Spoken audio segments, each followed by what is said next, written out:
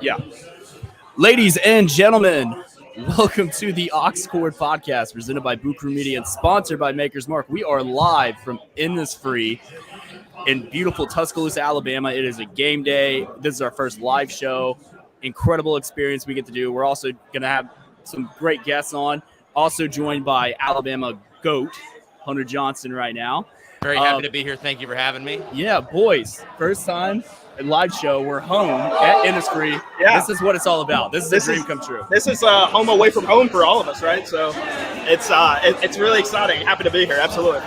All right, so let's just rip the Band-Aid off. Alabama, Texas A&M, lot of storylines going into this game. They beat us last year in College Station, one of the best upsets of the season last year. And then, of course, all the offseason drama with Jimbo and Nick and NIL and everything going on. But this game has lost a little bit of luster, I feel like, because A&M has not lived up to the hype this year. And my worry is that are we overlooking A&M in this game? Or do you feel like we are going to come out, take care of business, and I guess, quote unquote, get revenge for last year? Hunter. I do think we're going to take care of business, but kind of moving back. Whereas the storyline for this game was supposed to be, why this game was supposed to be so big, was the upset, which is still a factor, but also everything that Jimbo said. But I think that's kind of, nobody's really even talking about that anymore. Like, that storyline's kind of removed, and it's more so that what is up with A&M? Is Jimbo going to be able to, I mean, they're not, like, you heard on Tom, I'm thinking Hitman would be cheaper. Yeah. But I think, that is crazy. I mean, their offense is so bad. Is he going to be willing to change? I think A&M comes in this game with a lot to prove. I think I'm sure they're not going to get blown out. And I think Alabama's going to take care of business. I do think that A&M will score a little bit. I think they'll get 17 or so, but I do think Alabama's going to take care of business. How much of this do you think offense issue is more Haynes King, not necessarily the offensive team, but he's just not that guy? I don't think he's that guy, but, like, man, Jimbo's been there for a while, and, like, when's that guy going to be there? Yeah. And it seems like, you look at Alabama, and last week, you lose Bryce, you bring in Jalen Milroe. There was some continuity there. It wasn't. It seems like when A&M's offense does well, like, everything has to go perfectly in order for it to go well. Like, but once something bad happens, like, it goes down very, very quick. That's true. So with that being said, A&M most likely down to their third-string quarterback today. We still haven't gotten an official word about Bryce playing, but all signs are leading to Jalen playing. More like Bryce will dress and break glass in case of emergency. From what I've heard, Jalen has taken all the QB1 reps this week, and it's going to look a lot like the Blake Sims offense, a lot of read option, a lot of rollout, lots of quick screens for playmakers, and basically just put Jalen in the best position not to lose this game. Yeah. The defense is much improved from last year, I think, and I think a lot of it is going to rely on Jamir Gibbs, Jace McCullough, and a lot of the rushing attack. I see us running the ball at least up close to 40 times today. We're going to, especially because we're going to have at least 10 QB runs, I would imagine. Oh, yeah. And the thing you talk about, it's going to be a Blake Sims offense. It's going to be the same offense that we always run. Yeah. There's just going to be some different things. Like, whereas, we do zone read with Bryce. Bryce is only running maybe once a game on that, and it's got to be wide ass open to do it. Whereas Miller's a better runner, so we're going to be running that zone read a ton. He's going to keep on. And there's going to be a lot of RPO where it's a zone read or a slant. Yeah. But he's just going to be keeping the ball a lot more in this game. What's your opinion on preparing for this game? Obviously, Nick Saban's held his cards close to the vest this week, not letting anything out the door. Obviously, stuff is leaked a couple of days ago. Some NFL people saying that Bryce is 100% not going. But I see that as more of like, Nick Saban wouldn't get something leaked like that unless he meant for it to. I'm a paranoid schizophrenic, but I'm telling you right now, like, if Bryce is suited up for this game, what do you think the odds that he actually takes a snap? 0%. I really don't think he's going to play. But I think that we're underestimating the fact that before last week, Jalen had gotten 0 reps in the first team. Yeah. He got all those reps this week. I think, I think he played pretty well against Arkansas. Yeah. I think you're going to see him really have a day today. Yeah. So what do you think this A&M defense is any good? Like, would you subscribe if he goes out there and drops 55 points a game today, with Jalen Milroe under center? Would you say that's a fluke, or is do you think this A&M defense is up to scratch? I mean, I think they're Aren't they like 12th in the league right now in that rushing D? Yeah. Like, I'd love to see us run on them. You can recruit 10 5-star D linemen, but what are you doing with them? Yeah. Well, they're all freshmen. They're all 18-year-olds right now. So yeah. What with the thing that I'm a little bit concerned with if Bryce does not play. A&M's strength of this team is their secondary. They have some studs at corner and safety, and Arkansas secondary was absolute trash. Oh, they weren't good. That cracker safety they were had not has got to good. be the worst safety in the SEC.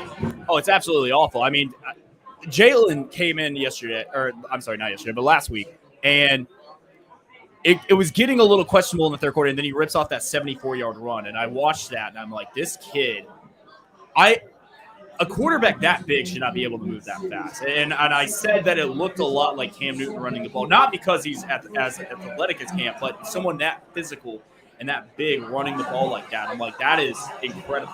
Did you see the tweet that was like Alabama lost the Heisman Trophy winner and just replaced him with Mike Vick? Yeah, like 2004 Mike Vick. Like that's the fastest I've ever seen a quarterback run down the field. I mean, he looked like, it reminded me, and it was odd that we were playing at Arkansas. He looked like Matt Jones. Yeah. Those long strides. Yes, that is a great comparison. And honestly, I think a lot of what's going to happen today, I think Bill O'Brien is going to put Jalen in the best position possible. I feel like a lot of read options coming. And we saw a little bit of wrinkle of that in the red zone last week, which that Bryce just doesn't run the read option. And I think, honestly, if Jalen comes in, I see us running the read option probably, I would say close to about 10 times, I would say. Because probably way more than that. Yeah, I would say Alabama can beat Texas A&M by, they might not cover, but if they don't throw the ball one time in this game, they probably beat them. But a lot of that read option is going to be RPO too, where you have the slant available as well. Yes,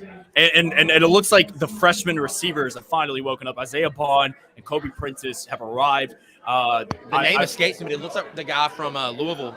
Tyler Harrell. Yeah, Harrell's going to play He's today. supposed to play today. This will be the first time we've seen him. We've heard how fast he is. Like unofficial, he's run a 4.28.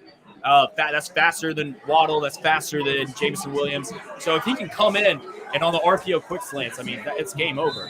And then I would really like to see Jamir, like a heavy dose of Jamir Gibbs, because we saw what he can do last week. He ran at 22.8 miles an hour, which is the fastest we've seen in the NFL or college football.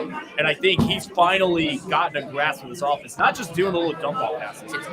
It's confidence too. He's like, after he kind of proved himself. Yeah, I mean, he didn't have a rush TD until last week, and had yet to break that long run. Well, he does it twice. Yeah, the guy's got to be playing with a little bit of moxie now. I think you're going to see him come out and have a really. Would you put money on him to win the Heisman right now? I mean, like just sprinkle a little bit just for fun. I don't think you need to count out Rice. Because he's going to be back next week. Yeah, I feel pretty confidently about it. And still, I mean, there's still opportunity for Will Anderson to have. I mean, because there was a lot of.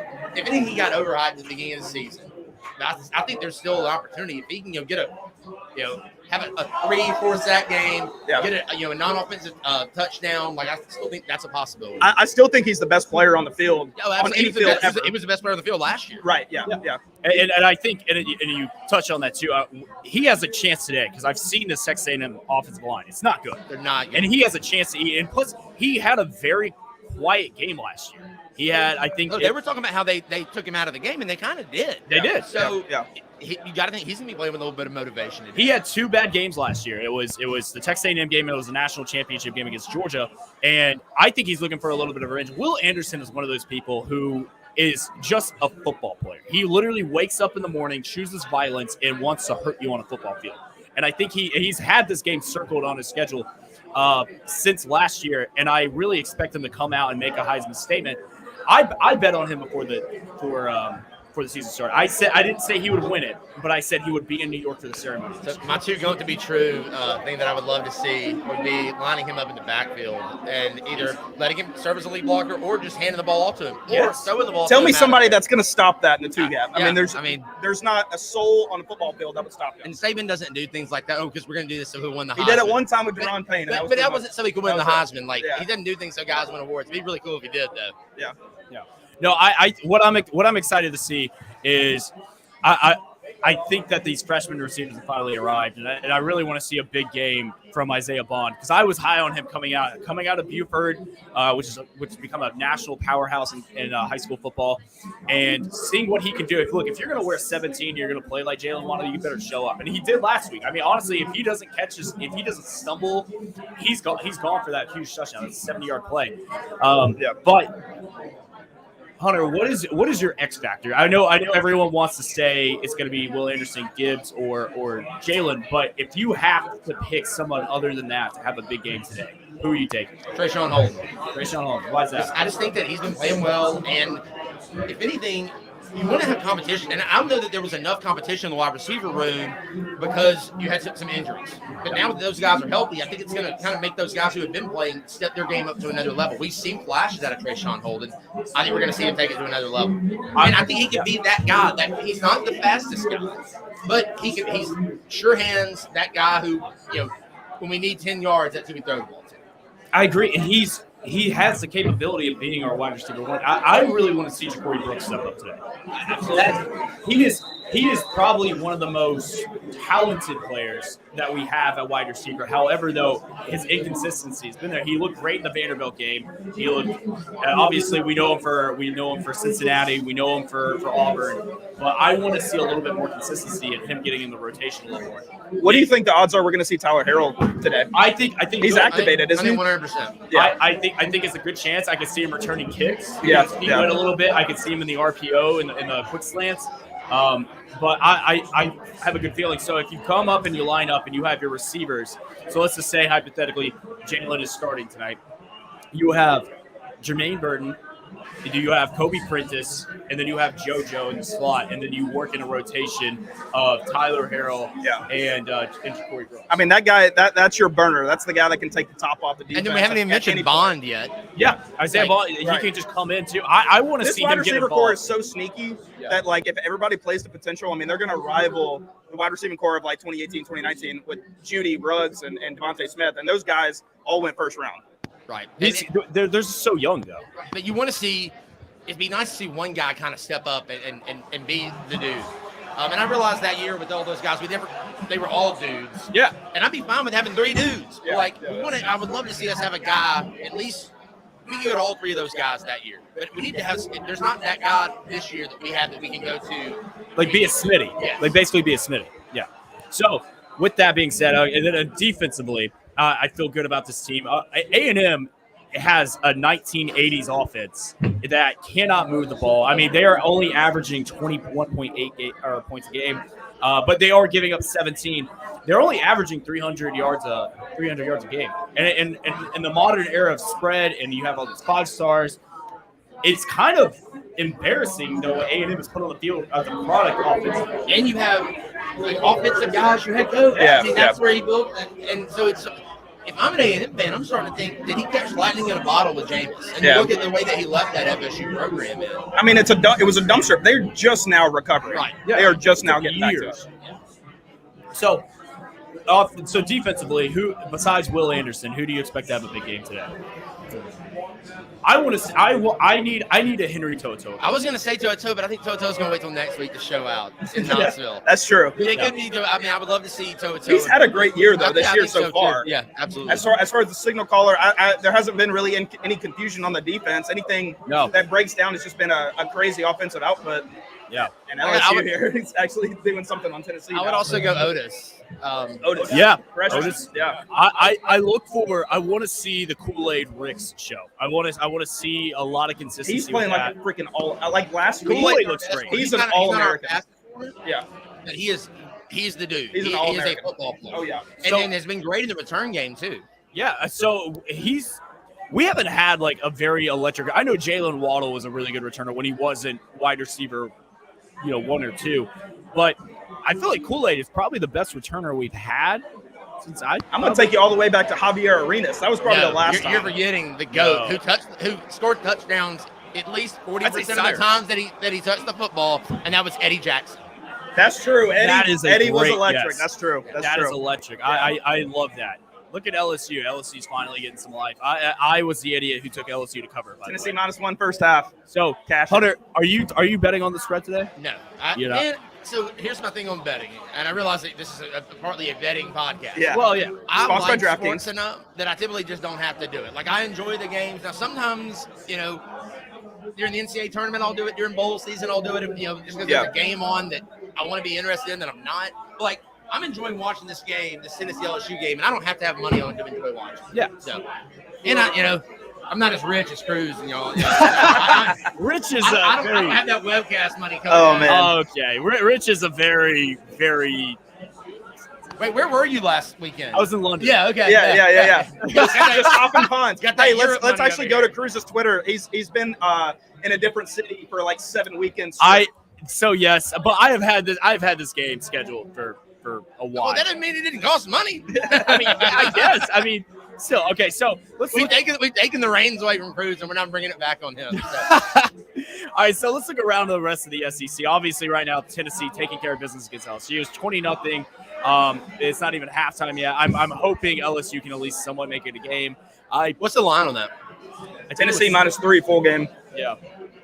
And I got Tennessee -1 first half, so that's cashing. I I think you're safe there. Oh yeah, I'm I pretty was safe very there. high on LSU this year because I thought Brian Kelly coming in with Jaden Daniels, who I loved at Arizona State, and then Keyshawn Butte and Emory, I thought they would at least really give the SEC West a run for the money. I actually picked them to finish second in the SEC West. Butte should have come to Alabama, man. Like, and I think if he could go back and do it Oh over, I my think God, he would have transferred. Oh yeah, after that week 1 loss to Florida Yeah. State, he was totally second guessing that. But decision. I still think they're going to score. They scored. I think it was the one. Yes. All right. Big I time. still think that Brian Kelly was a really good hire for them, though. I Really, see. Here's Look my at question. look at the people who they've hired and still been good with. Yeah. They had Les Miles, and he won a national championship. They had Ed Orgeron, Think who won about a the national talent they championship. have there, though. The talent they have there. I mean, it's As long as he can surround himself with good recruiters, which they're not doing great recruiting right now. Hell, Right. Notre Dame's got a better recruiting So- class than they do.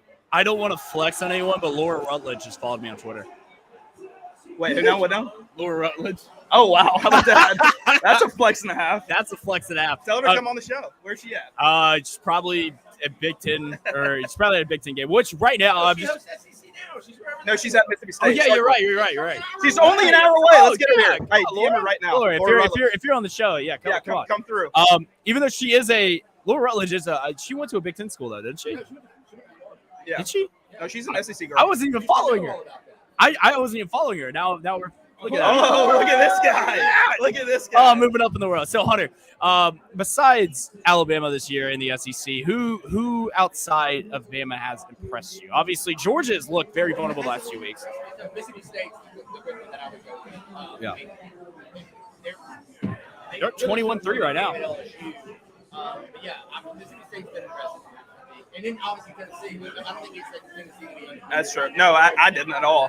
They were going to be good. I knew their offense was going to be good. I thought their defense was actually going to let them down a little bit, but clearly I was wrong about that. They're actually playing above their heads right now. I was not worried about this game. I just don't think they have enough motivation. Same. A&M. Yeah. Tennessee, I was like, that game's probably going to suck. Yeah. I think we'll win, but it'll suck. And now I'm going. This was my take before the season. If Tennessee is going into that game undefeated, which they probably are, I'm less worried about the game if they go into it undefeated than if they came into it like 2 losses. If they came into it unranked and had absolutely nothing like to live for other than like the Super Bowl, this is like everybody's Super Bowl is playing Alabama, right? I'm more nervous if they were 2 losses. This is going to be the first time that they've played both teams undefeated since 1988. I know. Yeah, it's crazy. Crazy. How do you think that gonna go? game's going to go? Like really underscoring, high scoring? Okay. High scoring. It's not, like I said, it's going to be one of those games that we don't enjoy. It's not fun. It's not fun to watch. You know, it just Stressed out. 1 to 2 possessions the whole time. Yeah. So with that, how do you feel about next week though? Are you going to go to the game? I am going to go. We love Knoxville. Knoxville's great. I love Knoxville. I have a great time there. Going out with Hunter Wiggins, the owner session. Got a spot on the Ball Navy. I got a boat that we're going to get on. Flex. Oh, and so I'm the poor one at this table. You got room for another one? Come on. I'll come. Are you really going to? Honestly, This guy's, he's in a different city every weekend. Of course he's going. I mean, like I already got the bus. They got an airport in Knoxville? Oh, Yeah, they'll be so, there then. yeah, I can fly in. I've won into this. It's like Tyson here. I had a wedding in D.C.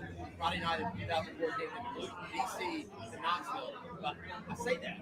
My flight was at 7:30. Woke up at 7:15. How'd you get there? I ended up playing Delta. Great people at Delta. Rescheduled me. I flew to Detroit to Knoxville. Got there 2 hours for kickoff. That's dedication right there. I am looking up flights right now. What's today? Today is he's currently buying a flight to go to Knoxville. My mic wasn't right on now. that entire story. He's currently buying a flight. I'm looking at flights right now. How much are they right now? Not cheap. Not cheap Where at all. are you living now? Huh? Where are you living? I live in New York City. I thought so. Okay. Yeah. So, but you got 3 airports there. You got a lot of little. Right now for a round trip, if I left next Friday and I went back home, it is $1,100. Yeah, I wouldn't do Let me ask you this: what's the best airport in New York? Ooh, LaGuardia. Really? Oh, hands down. JFK is awful, and Newark's not bad, but LaGuardia is literally the best one. Newark's in New Jersey, though, right? It still counts. Okay, It counts. Yeah. we count. So, all right, so Hunter, right now, who's your top 4 teams? Like, if the playoff predictions came out tomorrow and Hunter Johnson had to pick, who are your top 4 teams? Alabama, Ohio State, Georgia, and then that 4th team. You got part of me thinking like, who do I want to play? Yeah. And who do I think actually is? So Michigan right now is currently tied with Indiana 10-10. So I was thinking about Michigan. Surely USC isn't for real. Like, surely they're not for real. That's what I've been saying. He's been sleeping on him all year. Well, here's the thing. He's a big Utah guy. I know. Here's the thing. I like USC. I would love to play Utah. Like, I think we would just I think we'd kick the shit out of him. Yeah. I like USC. I just didn't think they would be able to figure it out as fast as they did. But they killed the transfer portal. They are beating everyone that they played. They played a tough, gritty game against Oregon State, who was undefeated at the time. If they beat, so they have 3 big games coming up. They have Utah next week big one. at Utah. Then they have UCLA, who's currently undefeated. Correct. And then you have a Notre Dame team who has nothing to lose except to ruin your season. And it's in South Bend. So if they have 3 really good games, and then you're going to have to play most likely Oregon or Washington in the Pac-12 championship. So if USC goes undefeated and they're playing the way they do, they should 100% be in the playoffs. They're going to be in. Well, but think about it. If you have an undefeated Clemson and an undefeated USC, They're going to put Pac-12 in just for the fun. USC's better money than Clemson. They're going to put them in there just for the money aspect of it. so let's just say right now it's Bama, Ohio State, and then you're gonna have either. I think Oklahoma State looks great. They do. They look do look really good. good. One loss Georgia or one loss Alabama get in over undefeated. I don't think so. I don't think so. No, I don't think so. Yeah, they should, but they couldn't go against their conference champion thing. Yeah, I agree. Sniper got him. Turf monster. He is unkind. Okay, so and hypothetically, like a game you would want to see in the playoffs, like who would like if you had like your dream lineup, like so you get to pick the semifinal and then the national championship. I'm going to play Utah. You want to play Utah? Revenge game. Yeah, From 08. from 08. Yeah. And I just think like stylistically, I think we match up well with them. They're going to have a lot of white guys in their defense and like that. And then I would love to. Depending on what happens in the SEC championship game, I was really hoping that Kentucky would end up winning the East. Obviously, that's probably not going to happen. Tennessee might win the East. Tennessee could. That Tennessee-Georgia game is going to end up being It's big. huge. Yeah, really interesting. It's in Sanford. I mean, like it's in Georgia. That's the I only think you could thing. end up seeing a rematch of the 2020 national championship game in Alabama and Ohio State. Could be. I would love. Are you nervous about CJ Stroud? Like our defense? Yeah, that wouldn't be. I wouldn't be. I wouldn't be excited about it. I would be nervous about that game. It would be one of as an Alabama fan now, it's so rare that we're actually nervous for games. Typically, it's just like, oh, we're probably going to win. Like I wasn't worried about that Ohio State game in 2020. I wouldn't either. But that's a game that I'd be nervous for. Like hell, the national championship game I this think- past year was like that. Genuinely, I think Ohio State's probably the best chance for anybody to knock off Alabama this year in a playoff. But right now I actually think so. The way the Big Ten is shaped out this year, I think it's Michigan State's been a huge disappointment this year. Penn State, we don't really know what they are. Yeah, what's up with your boy? Bro, I don't know. I was very high on Mel Maybe Tucker. you jinxed him. I hope I did not. Didn't you go up and visit him this year? I did. I So interviewed you go up there and now they suck. I interviewed him, man. But he was telling me, he was like, hey, this is going to be the best secondary we've ever had. I'm hands-on with it. He's like, I like this secondary more than I like the 2015 Alabama secondary. He said that. He said crazy. That at his house. He That's- told me that. He said that, and he was telling me this really funny story. He said he thought Minkah Fitzpatrick was going to be a bust, and then they moved him to safety, and he was like, I've never been more wrong. And now he's the highest paid Hey, he was like, I've never. safety in the NFL. He said he's never been more wrong about a player in his entire life than Minkah Fitzpatrick. Maybe, look, we're a supporter of him. But are we Huge subscribing to upside. the thought that he's a chicken shit head coach? He said it himself. No, I don't think so. I think he's a good coach. I think it's just maybe. And he's not going tough anywhere. year. He's not going anywhere. Like they paid him. They paid a him ton. and they he's don't there for the have next the money to get rid of him. And the buyout's ridiculous. Yeah. So, just gotta go over a quick top 25 score updates. Indiana, Michigan tied at 10. LSU down 20-7. TCU 10-3 against Kansas. We love America's sweetheart in Kansas. And then Arkansas down 21-10.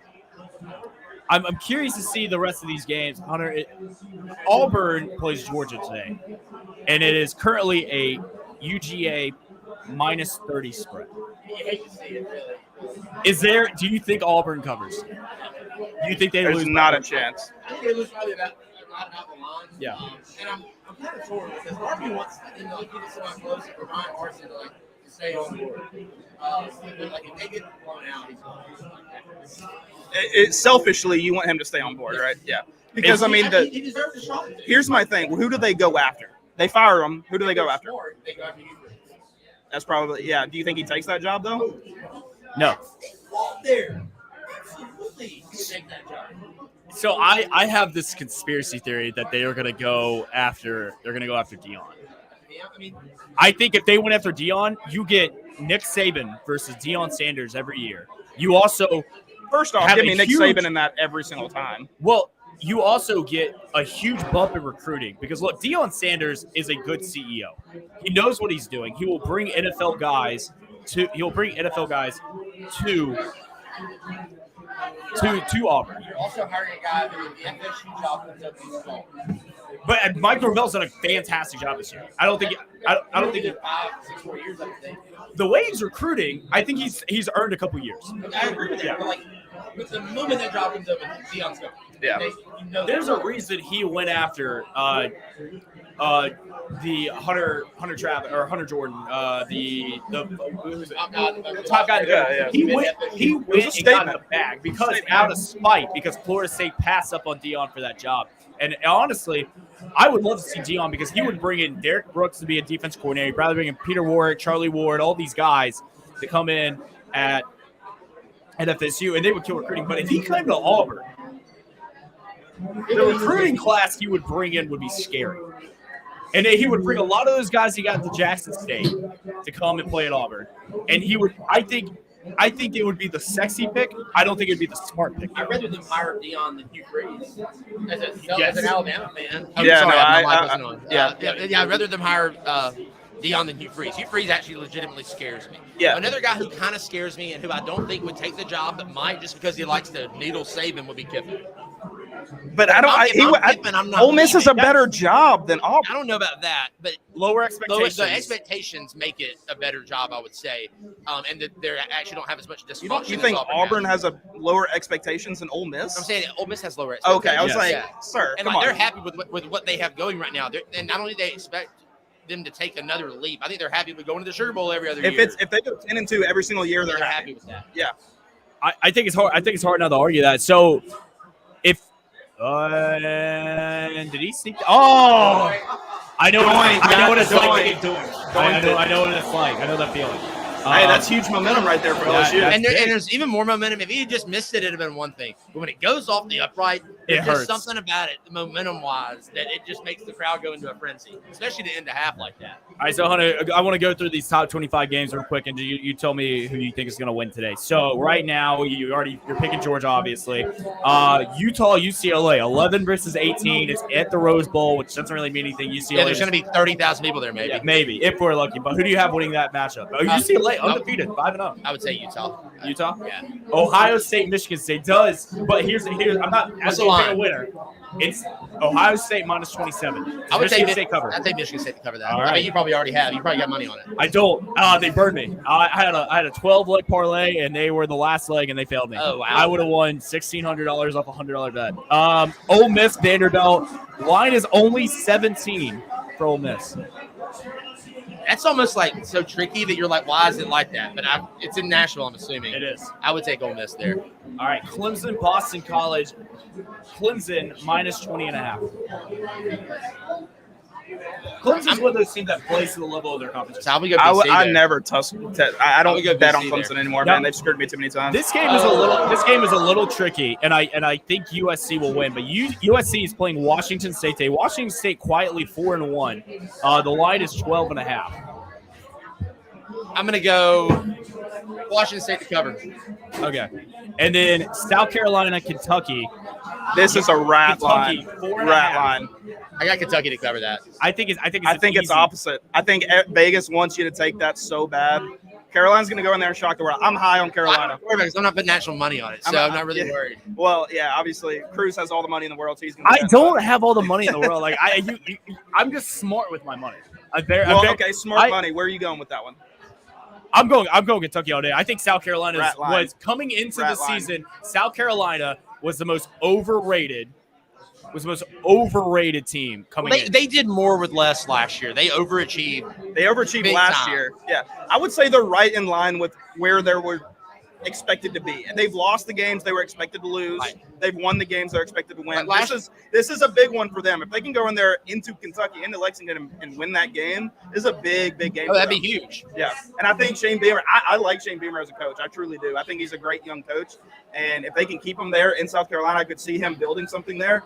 Not this year. I don't see them like really making head and shoulders above everything, but I like Shane Beamer in this spot. I'm going South Carolina plus South Carolina just doesn't have the population base and recruiting base to sustain two strong football programs. So How did they recruit in 2010? How did they even do that? C. Spurrier is really good at what he does. Steve Spurrier, he doesn't really recruit, but he hires guys who can do it. They can recruit, and, yeah. and they recruit to him. They bring the guys to him, and he sells them. C. Spurrier did. If C. Spurrier wanted to recruit personally, he would go into their league. That's how he got to Javion Clowney. Yeah, that and a lot of money. But that's how they got Gilmore. It's how they got DJ Swearinger, Alshon Jeffrey, Lattimore was insane. All right, BYU, Notre Dame. Man, Holy War. It is in Las Vegas, by the way. It is that is such a weird thing. They sent the Mormons to Vegas, man. It is the most. That doesn't track. It doesn't make sense. But Notre Dame favored by 4. BYU 4-1, 16th in the country. They also have a huge Notre Dame's favored in that. They are. And guess what? BYU has a huge matchup against Arkansas next week. I'm going BYU there. I have to, right? Yeah. I mean, I would think BYU would be favored in that game. Jaron Hall is a good quarterback. He's not like Zach Wilson good, but he's good. Florida State 4-1 versus NC State 4-1. Both of them coming off their first loss of the season last week. NC State played a tough game against Clemson, but Clemson shut them down in the second half. Florida State right into Sam Hartman, who is really good at throwing the football. Who do you have on that? NC State favored by 3.5. It's in Raleigh. I'm going NC State. It's a night game. Where are you going, Nick? Yeah, NC State. I know you're big on them this year. They had a tough game against Clemson. That didn't really go their way. And that was the game that I think DJU kind of woke up and threw for – or it was Wake Forest that he threw for 5 touchdowns. But I think he's played a lot better since that Wake Forest game. He's continually gotten better. But I do like NC State in this spot. Dabo Swinney is finally letting him run the football, and that's where he's great. DJ is a unit. He is a tank. He will just run over. We all remember that Notre Dame game where he was incredible. Yes. When he came in for Trevor Lawrence. And but I also think that we held him to that high of an expectation, and that was unreasonable. Probably everybody did. Probably, yeah. And honestly, he's had that 5-star kid, Kate Klubnik, right over his shoulder the entire season. But don't forget who else is there. Hunter Johnson. None other than Hunter Johnson. Hunter Johnson, who the bane of my existence, dude. The one that got you banned, right? Yeah. So will you tell us the full breakdown of that? Because sure. I have to hear it. All right, so I still remember when he initially committed to Tennessee in 2017. I remember quote tweeting "Oh, this might be a problem one day." He goes to Tennessee. Little did I know. And so he gets named as the transfers to Northwestern, and every time he would do anything like transfer, he would always at me and Hunter's going to play. Yeah. Well, he gets announced as the starter at Northwestern, and these blue check journos start adding. They think if you type in Hunter Johnson on Twitter, you come up. Yeah. He didn't even have a Twitter. So all these journos from his hometown are oh, congratulations, our hometown boy, Hunter L. Johnson on being the starting quarterback. It happened 50 times. To the extent that even the Northwestern Sports Business Graduate School, which he was enrolled in, added me, congratulated me on getting the starting job. Wow. So finally at this one, I'm like, lean into it. Yeah, I mean, I You feel, have to, feel like right? you have to at that So point. then Yeah. I'm like doing quote tweets, like thanking them for thanking me. Where I flew too close to the sun was I changed my bio to QB1 at Northwestern. I don't even think that's that bad, though. Well, if anybody would look That's at my profile, funny. they would see. It's funny. They would see, like, why would the starting quarterback at Northwestern have, like, an Alabama basketball court as his background picture? Why would he be wearing a number 21 jersey with swagger on it in his profile? So this happened to me, and not near to the extent. Nobody was adding me about it, but it was right after that you got burned on that some Buffalo center, University of Buffalo, they have a basketball player named Nick Perkins, and he hit like a game-winning shot, and I was so gun-shy on even quote tweeting that because I was like, I don't even like. Saw what happened. Yeah, I was like, I don't want to get burned by that, but that's insane that just literally changing your bio like that got a huge account. And there's, I even had people from like, I had the Secretary of State of Alabama reach out to me and see if there was anything you could do with that. I had people from all over reaching out, like trying to help on my behalf. And but with Twitter, if there's any impersonation, there's It's done. done. Yeah. And so, yeah, I could have tried to fight it. It was also like kind of funny. It's a good story. It's a great story, but it also sucks for you because you have pretty much reset. But we built that better, if anything, you know? Yeah. Like, maybe it's time to cull some of the flaws. What was your account at when it got banned? So when it got suspended, and that was 13 months ago, when the account was banned. I think I was at 18,000. Right now, I think I'm at 14,900. So you had you've lost, but over a year you built it back. Right, and honestly, it kind of made me feel. This is gonna sound smug. Like I don't care that much about it. Like my follower count's not a big deal. Like it's Oh, come on. Oh, I love it. I love the slander. I love it. I love it. It kind of just showed that in that short amount of time, I could get close to what I had. Sure, yeah. Well, and you had a lot of people, had your back on that. That was like retweeting and getting you back. Right. How soon did you get back to a standard where okay, this is I'm back to being it didn't take long. RIP Cecil Hurt, but Cecil was alive then, and Cecil kind of let people know that I was back, and with his voice and all the gums, and I had 3,000 followers within 2 days. Yeah. Must be nice. Must be nice. I'm waiting for. But I still every once in a while have somebody that will be like, I had no idea where you went, and they'll stumble upon it again. You have some people who they tweet, but they're not on there every day. They're right. Maybe during they're not games weirdos like us that are just all the time. Exactly. Yeah. No, I'm with you on that one. But when you got banned on it, what was your initial reaction to it? Was it this one? No shit, I might have flown too close to the sun. Are they serious about this? I emailed them and yo, we're serious. That's insane. So you actually got in contact with them. They told you no. Yes. We're not reinstating. Right. I had media members reach out to them. That's insane. Yeah, it was wild. That is crazy. But again, we're all good now. Yeah. All right, so Bernard Earl Johnson's a funnier name anyway. Oh, 100%. So you're obviously big Bama basketball guy. Absolutely. All right, and there's a lot of hype going into this year. Me and you have talked a little bit about it. How good do you think this Bama basketball team can be this year? They could be a national championship team. Now, I'm not predicting that. Ceiling is national championship. Absolutely. What is the basement? The base is a bubble team. I think my expectation is Sweet 16. Okay.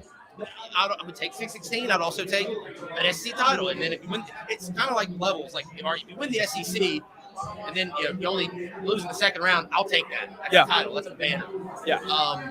Would love to see a team get hot in the postseason, maybe be a 4 seed in the SEC tournament, win the tournament, and then make it to the Final Four. That would obviously be a dream season. So Brandon Miller is going to. People are just remember the name Brandon Miller. Have you seen him play yet? Yes. You think he's a first overall pick? He is a top 5. He's a lottery pick? Yes. Oh, he's definitely a lottery Definitely pick. Do you think he has a chance to be the best Bama basketball player of all time? Yes. Wow. Is he a one and done? He one and done guy. I never watched Leon Douglas play, but he's one and done though for sure, right? Oh, okay. Would you take Carl Engstrom or Brandon Miller? I would go Musa Gay over both of them. So, as far as rankings go in the SEC, we know Arkansas is going to be good this year. Auburn, Kentucky's going to Kentucky. be good. I think that you have a top 5 teams that can kind of go. A&M's going to be pretty good too. Okay. But Kentucky, Florida, Arkansas, Alabama, Auburn, Tennessee. So I think that's 6 right there. And then you got A&M too. I think any of those 7 teams could win the league. Yeah, wow. It's wide open this year, though. It Yeah. is. I'm excited for basketball season. When does the season open up? November, it's like the first week of November, we open up, I think, with Longwood at home, which Longwood. And then I think our second game, which would be our schedules. So if you look at Vegas right now, the top 2 picks to win the best odds to win the national championship, it's Gonzaga and Houston. We play both of those teams. Yeah. Wow. Yeah. Got Gonzaga at the VJCC, which you can get those tickets through Ticketmaster. Night Edie's putting that game on. So yeah, definitely get those quick. That's going to be 16,000 people. That's going to be awesome. Yeah. Go to Houston the Saturday after the SEC championship game in football. Go to Houston. So then you've got Kansas on the schedule. You've got Liberty. Liberty's going to be good this year. A lot of like the non-name teams and mid-major teams that we're playing, they're like big to win their league. So there's not going to be really many sleepers. So it's going to be another season of the number 1 strength of schedule. Absolutely. You know, and if you win 18 of those They games, don't you get pay HDI to not give us the best schedule. That's Because, and it's really smart because it puts you in the best situation in terms of seeding and to get overseeded in the NCAA tournament. Yeah, yeah. So, how many games do you plan on attending this year? I have to know. I'll probably do now that I can kind of do if I can do the radio show remotely. I'll probably go to 10 of the 10 of the 18 SEC games. Probably more like 11. Okay. I want to go to Houston, but I got a friend getting married that day. Oh, dude. I wanted to go to Portland over Thanksgiving, but then like I want my mom to love me. And it's the Brian Harsin Farewell Tour, maybe we're getting to see like Jeff Schmedding, head coach of Auburn. I don't want to have to miss that too. Yeah. And I'll go down to South Alabama for that game. We play at Mobile at South Alabama. 251, baby. If you need any recommendations, please let us know. All right, so you think you're gonna say Sweet 16 is like your prediction right now? That's my expectation. Okay. Now, and I think me and you have actually had this conversation before. Would you take 5 years of losing seasons of Alabama football For what? for a Final Four appearance? Now, they haven't shot to win a national title. I'm not guarantee it. Okay. No, but they haven't shot. I guarantee Final Four. Yeah. Yeah. We would trade 5 straight losing seasons of football to get to that. 5 straight? I don't know if I could do 5 straight. That's I'm talking like Vanderbilt bad. Like I'm talking Vanderbilt. I couldn't do Vanderbilt bad.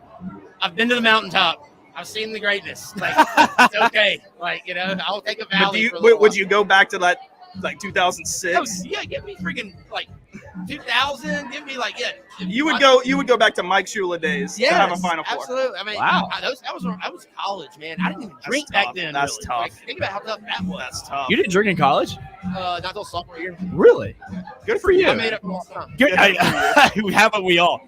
I don't drink as much in New York now because I'm tired of paying $32 for a vodka. And that's what, man. When I go to cities, and sorry, no free ads, but I go to places outside of Tuscaloosa and go to cocktail bars. I'm like, damn, it's expensive. And then you take for granted the fact that we've got a phenomenal cocktail bar down the street in Session. You can get a $6 old fashioned. Yeah. Oh yeah, and it's really good too. Oh no, I plan on being there tonight, 100%. Wait, are you going to be there tonight? I'm there most days. He lives there. He pays rent there. So kind of like here. So I pay, yeah. So it's kind of fun, man. It's so look, I feel like I've taken up a lot of your time, but you've been fantastic. I always love having you on. Guys, I enjoyed it, man. I'm going to go grab another beer. I'm used to taking breaks in a radio show. Oh, yeah. And I got to pee like a racehorse right now, so I'm ready for a break. All right, so this is a marathon. Before you go piss like a Russian racehorse, what is your score prediction for the game tonight? And give me a hot take. Give me one hot take. 41-17. Milroe rushes for 100 yards. I love that. Yeah. I love that. This has been Hunter Johnson, everyone. The great Hojo. Make sure you go follow him on social media. You're the man. At Burner L. Johnson. At Burner L. Johnson. You're the man. Love you, big guy. All right. Boys. Always love that. Great. I love having him, man. He's always a good guest. You know what's Mac Hereford, former Alabama football player, is on his way. He'll be there. He's on his way right now. I'm excited to have him on. It's still kind of like surreal, the fact that we are actually doing this. Shout out Innisfree for just even allowing this to happen. But they've been good. the owner Sneed. I mean, obviously a good friend of yours. Like, Yeah. you know, being able to do this has been kind of a dream come true. Honestly, like Yeah. it's almost like surreal driving down here. It was pretty amazing. And it's like this has been like 2 years in the making. Like ever since we Yeah. started Cruise Control, and Oh, we way came back back. in the day. That's an old. Yeah, I know. Ever Yeah. since we started Cruise Control and we came back, and we've been doing this, it's just kind of surreal. Like me, Bon, and Nick have wanted to do these big things, and then obviously we brought Wyatt in this year, which he's been crushing it behind the scenes. He's our guy in the cave, but honestly, if it wasn't for Wyatt, I don't think we would function. No. As a podcast. Well, I mean, there's a lot more that goes into this, and I feel like people really understand. And Wyatt, I mean, he's been the one that crushed. Everyone thinks that it's Bon that holds the show together. It's actually Wyatt behind the scenes. Wyatt's the glue. So, yeah, Wyatt 100% is the glue. But Bon, you've been kind of quiet, man. He's just been letting people talk. I didn't want to interrupt Hojo, man. I mean, that's understood, but I mean, It's understandable. Hojo is a huge personality. It's kind of hard to get a word in whenever he's going on a rant. Obviously, I was looking at what bets to place. there you go. There Okay, you so go. you have it. What are your best bets today? I know you're 1-3. What are you, No, 1-4? 2 and 4. Mississippi 2 and State 4. first half covered. Oh, that's huge, big time. Yeah. 2-4. 2 and 4. Well, my let's see, what was my bet? I forget. TCU. What's that game looking like now? Right now, TCU Okay, I got is tied minus 10-10. 6.5. I got minus 6.5. I have Kansas. I told you So me and before you the go on season record. started. I told you before the season started I was high on Kansas. Did I not? Did I not say on our You Big did. 12 preview show I said Kansas would shock a lot of people this year? Are you at all nervous about their downtrend Now, in recent granted, weeks? I did not think Kansas would be 5-0. Yeah. I thought they would win 5-6 games the whole year, not rip off 5 in a row. I never thought that they would be at this point, and I love this team because when you have a team like Kansas and a team like Syracuse and a team like TCU who come out of nowhere and they're fun, it's just great college football. Yeah. And it just makes us all better. It just makes the sport better. Look at this. We got people showing up. What's up, big My guy? boy Skinner is here. What's up, baby? Big guy. How you doing? Oh yeah, man, we rocking. You're and rolling. live. You're live, baby. Come say something. Hey, give me a prediction. Spread today. All right, There you go. Bama spread. I'm going to take Alabama 38, Texas A&M 13. I love it. 38-13 You as heard it Harris here. Skinner. Yeah. He's putting money on it. There This you is go. why I love doing this, man. I love it, man. This I mean, is great. This is why the live shows are the best. And I hope we can do more. And I hope Innisfree invites us back. And because we had a guy come up before the show even started and started saying some stuff. I know he's here somewhere. I hope he comes back because he was electric. I love that guy. Yeah, Mac Hereford going to be here in about. He just texted me to be here in about like 20 minutes. So, man, I'm excited. I love being back in Tuscaloosa. I think it's the best college town in America. Oh yeah, no, there's no doubt. I mean, And take it from me. I travel a lot. I You go do. to a lot of college towns. I go to a lot of games. It's hard to argue that this is not the best college town in America. well, so you obviously traveled more than I have. What is the next one that really even compares? I've heard Oxford's really close. Oxford is amazing. I will say this, man. I really liked oh my gosh, I'm blanking on the name. I really liked Clemson when I went to go visit Clemson. Yeah. Clemson's great. Yeah. They have a good tailgating scene. I really like Athens. I just can't stand the fans because they just bark at you. Oxford, though, I would say is the closest thing to us. Yeah. I love Ole Miss tailgating. I think The Grove, I think, is like The Grove is amazing. uncompared. There's a reason why people like Katy Perry and Mincy from Barstool Sports, Yeah. and you get all these people who want to go back. And I never thought I would compare Mincy to Katy Perry. Katy Perry, yeah. But I did. Because they are in no way the same person. Not at all. Not at all. And honestly, man, I can't wait for Bama Ole Miss. I hate that I'm not going to be there. Were you going to be in like India that weekend or I something? am in a wedding. In a wedding.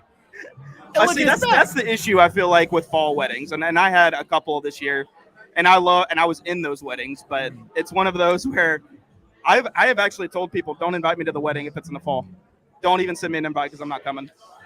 Hunter, what's your thought on My fall friends are weddings? getting here for a little while longer, so I figured I'd come back. And Hell hang yeah, out here. come back and hang out. Yeah, absolutely. So I'm not the harshest take guy when it comes to fall weddings. Yeah. Like, would I do it? No. You shouldn't do it and expect people if you do it and it's like a Bama LSU game, just understand I'm probably not going to be there. But if you do it, people who do it and are like, oh, you're skipping my wedding for a football game, those people suck. Yes. But yeah, if you just do it and you understand, all right, some people might not be there, that's okay. Yeah. Or get married on a Friday. Like I was telling you about that time that my friend got married on a Friday. Yeah. And then I went to the game the next day. Yeah. That was at DC. You said that was that one. Yeah. If you have to pick the perfect time though for a wedding, what's your ideal? And not just I'm talking about just in general, the entire year. Oh yeah. Early May. The hottest. I was gonna go weekend after the Masters. Ooh, that's good. It's not a bad one. That's a good one. It's not a bad one. Yeah. You don't want to do it the weekend of, obviously, and the weekend before is the Final Four. I couldn't do it. If I was getting married and Alabama was playing the Final Four, that might be a situation that I might skip my wedding. You might delay it. I fully believe you would delay that one, no doubt. I got to go meet my buddy real quick. Wait, hold on. Before you leave, will you grab that drink for me right there? Absolutely. God, so I love you. So And by the way, there. I love the Mobley belts. We're matching. Right. I want the blue one too. Ooh, the blue one. I don't know if I can pull Is that a off that. Mobley? Yeah, shout out Mobley. Oh, Shout by out the way, Mobley. shout out Christopher Mobley. Hashtag join the mob. If you are in Tuscaloosa, make sure that you go to the Christopher Mobley tailgate today Absolutely. at 1:30. We're gonna be there as well. They're the best, and honestly, we're all rocking it. They're one of our best sponsors. I think they're, don't get me wrong. I love Maker's Mark. I love DraftKings. But Mobley is a personal one. Mobley is the ownership there has been unbelievable to us. I mean, anything we ever needed, we always reach out to them, and first to respond. So Yeah. I'm a big fan of them. But they're growing like crazy. They might outgrow us eventually. I'm not going to announce it, but they told me where their next store is, and I am incredibly excited for it. Yeah. No, I mean it's one of those where you're gonna pay for it. You're gonna pay for it, but it's the best quality of stuff you can find. And make sure you go to ChristopherMobley.com. Use promo code CRUZ CRUZ for 15% off your first order. Absolutely. If you're in town and you need some game day swag, make sure you go there. And also if you've already used the code has reset. Yeah, it so has. if you've used it already, you can go back, use that code again. Yep. You'll be supporting the show. So thank you for that. Yeah, absolutely, and it's much appreciated. We love them. They love us. But you know who else loves us, Nick? What's that? DraftKings. Oh yeah. Make sure you sign up with the DraftKings Sportsbook app, the premier betting app for college football, NFL. College football and NFL is in full swing. We're almost to the halfway point, boys. But make sure you download the DraftKings Sportsbook app. Use promo code BOOT, that's BOOT. Bet $5 on any game. Get $200 in free bets when your team wins. $200. That's code BOOT. DraftKings Sportsbook app, an official sponsor of the Oxford podcast. Like I said, boys, we are at Innisfree in Tuscaloosa, Alabama. It's great to be here. I'm glad we can do this. Shout out to Innisfree, best college bar in America. I will 100% say that. It is the best college bar in America. Voted on in Barstool is one of the best. Absolutely. I think you're never going to find a better environment to watch a college football game. I'll do one. Yeah. So we're ordering another round of drinks. Yes. So shout out Innisfree for the incredible drinks. Shout out Wyatt for getting them. Shout out. I'm telling you, Wyatt makes this podcast go. It wouldn't be near as good without him. It really would. Honestly, he's the best addition. Now, granted, we have added some people in the past that have not been good. Yeah. Well, we don't have to mention them. It's true. But I will say this. Here's the thing about, and I want to say this about DraftKings too, just really quick. Obviously, a huge supporter of DraftKings. That's who we all use. But did you see this a couple of weeks ago? They put out a promo bet. If you bet a team that is favored, money line or spread, money line, and they go up by 10 points at any point during the game, you automatically win the bet. They did that for 1 week and had to pay out $80 million. Oh my God! And so they took that down. But you're talking about a sports book that is for the players. Doesn't seem. It's for the players, though. It's for the players, but that just doesn't seem like a smart business decision. It isn't. But look, listen. Here's the thing. DraftKings is all about giving the best bets to the player. They're not about. Obviously, they're a business. They're trying to make money. Obviously, and sports gambling is the most unpredictable thing you can do. But you're not going to find a company that is going to give you that kind of action. Yeah. You're not going to find that on any other sports book. So that's why I love DraftKings. No, they've been a fantastic sponsor, and honestly, like we couldn't be happier to be a part of them. All right, Nick, let's go over this. Let's talk about it. What do you want to go on? Right now, I'm just a quick score recap. Michigan, Indiana tied at halftime, 10-10 still. Tennessee up 23-7 at halftime against LSU. Texas Christian TCU is tied 10-10. Kansas in the third. Obviously, right now Kansas first and goal at the TCU 8. I love that. And then Arkansas, Mississippi State, 10-21. I'm not sure what's happening right now. Oh, just talking to Nick. We good? We all good? Yeah, we might have a surprise guest coming in. We have a surprise guest? Yeah. We're going to try and get him on. I think it'll be a good interview for 5 minutes. He's the president of the Chamber of Commerce of Tuscaloosa. Oh, yeah, Huge absolutely. name. Yeah, absolutely. Coming in. I How's see it going? is that Christopher Mobley right there? Oh, it is. Yeah, see, that's he already knows. To officially meet you. He already knows. Nice to meet you. Oh, my gosh. Thank you so much for coming on. Yeah, absolutely. Yeah, I'm a big fan on Twitter. So. Oh, thank you. Oh, We love to hear that. That's great. Well, do you follow him? You follow me too. I don't think you probably follow him. Yeah, sorry. He might be way. He's getting shout outs from like Huntsville Radio. I'm just a little guy. I just follow him. Oh, come on. I hear you. So, man, how are you doing on this beautiful Tuscaloosa afternoon? Man, I'm fantastic. It does not get any better than this. My gosh. A big matchup like this where we're going to do bad things to Jimbo Fisher, Ooh. but perfect weather, a ton of people in town spending a lot of money. For somebody in my position, it does not get better. Yeah, have you seen another college environment other than that's like it reminds me of like LSU a couple of years ago, 2019. Yep. But I mean, it seems like Tuscaloosa's been buzzing since Friday night or Friday afternoon even. Yeah. I drove into town yesterday and I sat on University Boulevard for 35 minutes. That's how many people are in this town right now. Yeah, we were trying to get the Mobley to buy the outfit. Yeah, we were it took us like half an hour just to it was like a parking lot. So I mean, how Yes, huge nice. is like a weekend like this for the city of Tuscaloosa? Well, it's nuts, and I haven't seen or felt this much buzz, I think, since that LSU game in 2019. Yeah.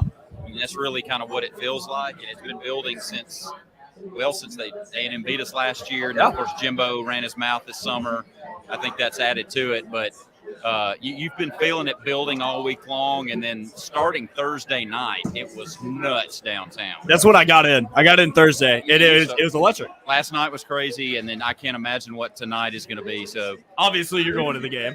I'm absolutely going to the game. I can't wait to see it under the lights. But Yeah.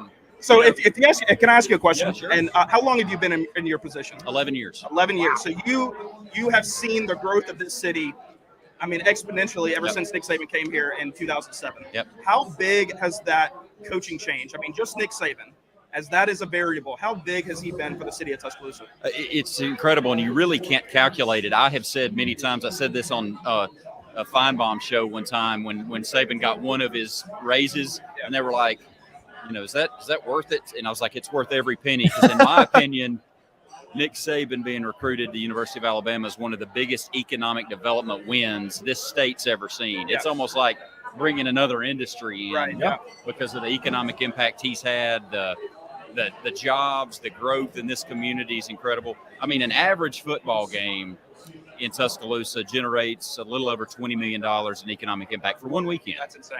This Amazing. weekend, it would not surprise me if it was closer to 30. But you just think about the jobs that is and the revenue that's coming into the city to support city services and all that. Right. It's awesome, and it's made this an even cooler place to live. Well, so I've lived in Tuscaloosa since I was eight years old. I mean, I tell people I'm born and raised here because this city has developed me just as much as my parents have. Sure. I mean, it is night and day difference from then, before pre-Saban to now. I mean, we got this new hotel that's partly owned by Saban. I'm forgetting the name. The Alamite. Yeah. No, I mean, Have you been? That would have never happened here. I have not, but they've got a big grand opening ribbon cutting next weekend that I'm gonna be a part of. And They're I'm excited open now, about. though, aren't they? They are open. They open on the 15th of September. So they're rocking and rolling. The new restaurant Forte is I've killing heard it. that's like the hottest table in town to get. You can't even get in the door. And I've heard the food is great. I haven't been there yet, but high rollers like Hunter Johnson has been there a couple of times. I'm trying to get on his level. I'm trying. I understand. I will tell you this. 7 years ago, you couldn't spend the night in downtown Tuscaloosa in a hotel. So there weren't any rooms. Yeah. Now we've got 8, if I'm not mistaken. Yeah. So you just think about those hotel rooms. And for this game, hotel rooms, some of them are going for $2,000 a night. Wow. 3-night minimum. Wow. You're talking about some big money coming in. You're talking about some serious That's Texas money. oil money right there. That's serious lodging tax money coming back to the city. So, again, trace all of that back with a straight line to Nick Saban. Absolutely. Without busting anything that you can't tell us, what's the next step for Tuscaloosa? What's the next big project that's hopefully coming to the city? Yeah. You know, we talk a lot about sustaining what we have, which I think is important.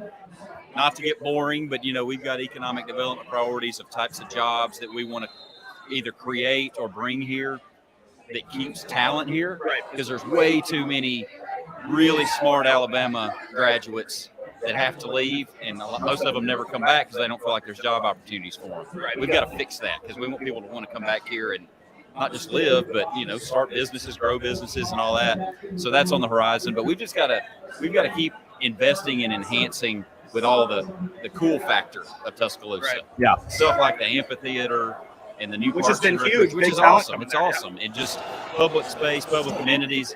That's what we're focusing on right now. So. Absolutely. No, before, and obviously, thank you so much for coming on, man. What is your prediction for tonight?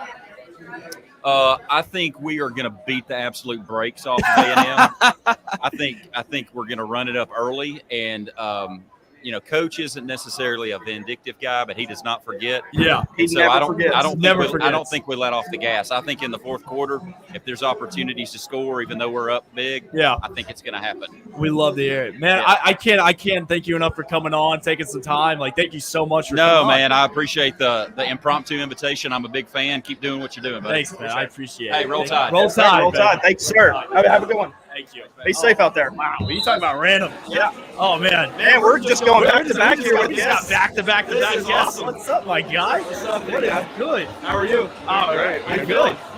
A little tired, I'm not gonna lie. Innisfree got the best of me Long last night. night. Yeah. Well, how long you been in town? I got in yesterday, went straight to Heat Pizza, got a little bite to eat there, and then right after that went straight to Innisfree. That's awesome. Oh yeah, I was here last night. I didn't see you. Do an introduction for the people. Unfortunately, well, let me rephrase that. I was here, but no one was home up here. I had a little bit too good of a time, man. So, dude, thanks for coming on. I've been trying to get you on for forever, man. I'm glad you finally made it. Yeah, my first game here, home game, Alabama game this year. And so I'm excited, and I love what you guys are doing, crushing it. So Yeah, I happy to be appreciate it. here. I knew I had to come by and make a little appearance. Let me ask you a question. Game day environment, Nashville versus Tuscaloosa. How does it even compare? No. Obviously, you played your final years at Vanderbilt. Yep. And killed it there. But how does it feel different? Everything about it's different. You know, Vanderbilt's a great school, got great education. Right. But when we're talking football and game day, I guess it's a struggle because they're in a city. So, you know, like Tuscaloosa, everything revolves around football. Exactly. Yeah. Around Alabama football. And in Nashville, it's like you got so much other stuff going on. You got big music artists coming in and playing. So you got a lot of things that kind of like make the game day feel a little bit smaller. But another environment I'd like to bring up when we're talking about game days, I just got to experience. I went to Tennessee, Florida. Yeah. In Knoxville, yeah. In Knoxville. And they've got a cool thing going over there. It felt cool. It felt special. But nothing. The whole time I was like, I wish I was in Tuscaloosa. Yeah, There's nothing like this place. And Neyland's a special stadium, but there's nothing like Bryant Denny. You know, No, of course not. especially under the lights. So I was like, I gotta come to this game. It's gonna be exciting. So I'm excited to be here. If you guys let me come on, Dude, of course. By the way, fire jacket. By the way, that is good. Are you going to the game night? I am. Nice. Where are you sitting? I do not know yet. We're figuring that out. I'll be there. So, man, you're kind of like me. You kind of have your hands in a bunch of different jars. You're doing a lot, man. I know you're living in Nashville, but I see you all over the place. What are you up to nowadays? That's a good question. That's something I'm figuring out myself. Hey, man. You're Still got plenty of time. You're crushing it. I appreciate it. Yeah, I'm doing I do a bunch of creative consulting for some different businesses and groups. And then besides that, I'm also doing collaborations. I did some with College Game Day. Was hoping that would be here. Yeah. But unfortunately, A&M lost. Yeah. And then you had that good game going on. So Can't count on Texas A&M for anything. yeah, you can't. And then I'm just like worked with a tequila company for a little bit in Nashville, worked for some different app companies, and just staying busy doing experiences. Went skydiving the other day. I saw that, Yeah, man. really? Yeah. Wow, that's awesome. My man is catching footballs while skydiving. Man, that's incredible. I mean, come on. I need to check that video. I missed that. Honestly, yeah, if you're not following Mac's TikTok, I mean, it is fantastic. By the way, like, I don't know how you can, like, physically catch a football with one finger, but you find a way to do it. It's actually very impressive. It's a funny thing that to be known by like people will come up to me sometimes. They're like, "You're that guy who catches the football with one less finger each time." Thank you so much. I appreciate it. But yeah, it's crazy. I practiced a lot. I was like, I saw something similar to it on TikTok at one point. I was like, might as well try it. Yeah. Started doing it, and then it's like Good Morning America, Sports Center, Yeah. the whole nine. So it's pretty cool. Unbelievable. It's crazy how, like, just one, like, I don't know, I guess, like, trend or fad just completely changes your life. It's absolutely insane. It is wild. Did you expect like this after you got done playing at Bama? Like after you got done playing college football, you were like, hey, like I can do something with this? I mean, so I started kind of doing, I guess it all stemmed when I was at Alabama.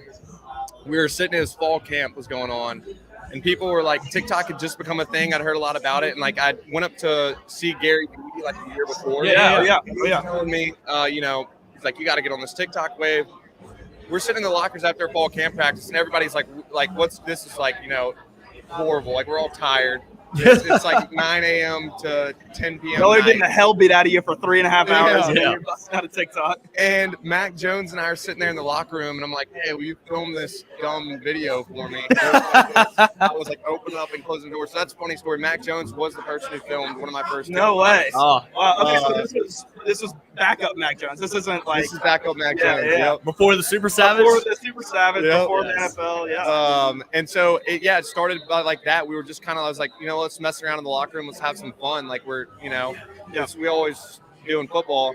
And so I started doing it, and then other teammates kind of liked it. And then like people would be like a lot of people still didn't have TikTok, and people on the team would be like, yo, so-and-so just texted me and said I'm famous. Like I'm in your video or whatever. I was like, you play more than I do. You're better than I do, but you're better than I am. But so that was fun. That's where it stemmed from. And then after that, I guess it was just going to find something, and something popped off. And I just love like doing random things, testing random things, and it popped. And I was like, okay, might as well keep doing it. Yeah. A little bit Yeah, random. well, so Bond is kind of our TikTok guy. He's kind of the main guy behind that. We don't do anything like catching footballs and skydiving or anything like that. But I mean, the algorithm for that is so crazy because you'll do something that is so confident that it'll do really, really well, and it flops. Like it doesn't do anything. Like flop for you is probably 100,000 views. Flop for us is like 500.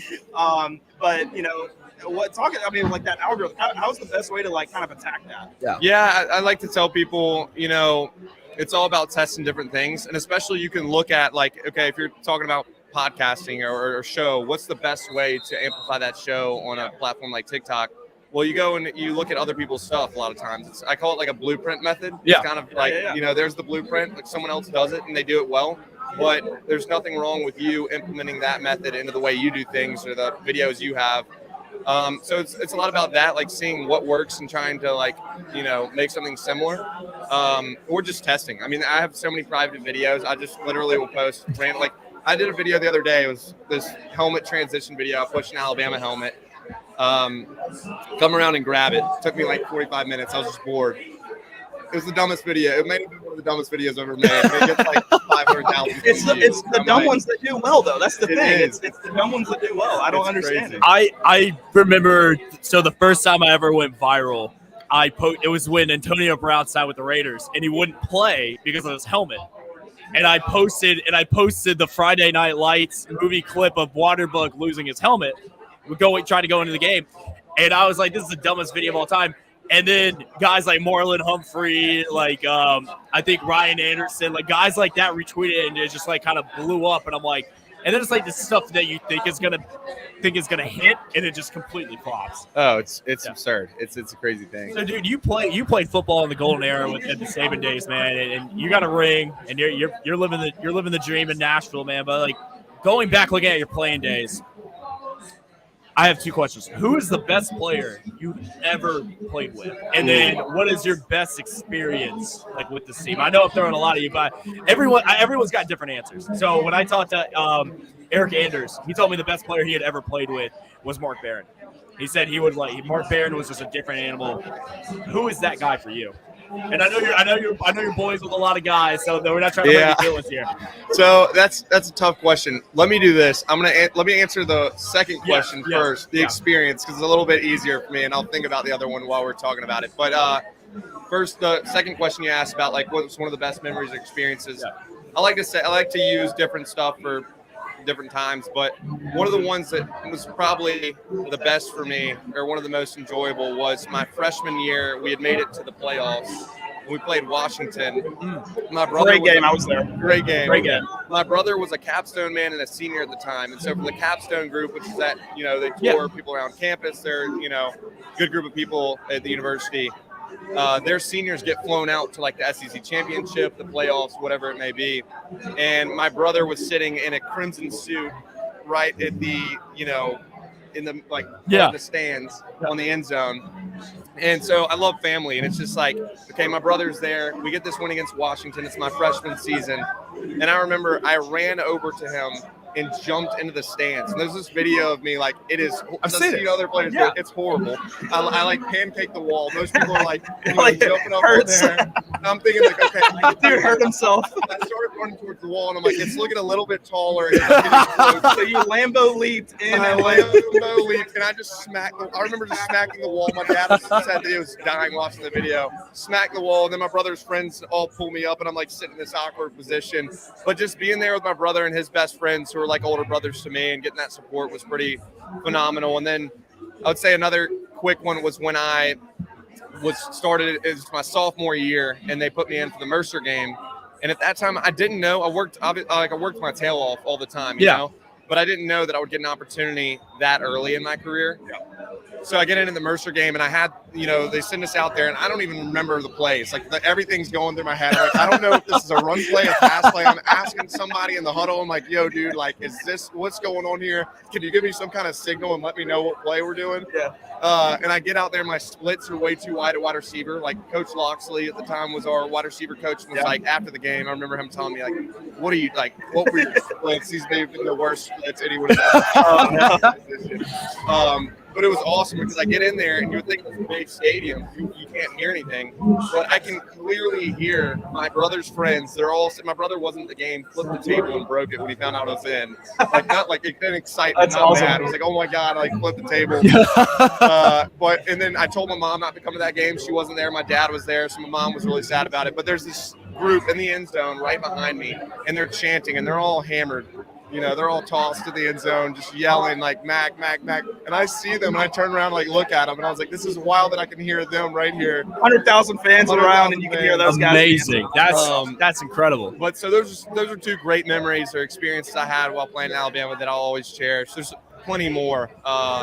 Enjoyed every second of being there at the University of Alabama and playing football there. But it's a dream come true. Honestly. It is. Yeah. It really was. It was everything I've ever wanted, and it was kind of weird after it ended because I'm like, what do I do with my life now? Yeah. Like, most people want to go to the league. I wanted to play for Alabama. I get that. I'm gonna take you actually back again to your Alabama days, and obviously you played under the GOAT that is Nick Saban, and he preaches the principles of life more so than like teaching football. I think he's quoted several times about we're trying to make these men better people and not just better football players, which he does a pretty damn good job of both of them. So what are some principles that he kind of like taught and preaches on the football program that has taken you in obviously your career after football?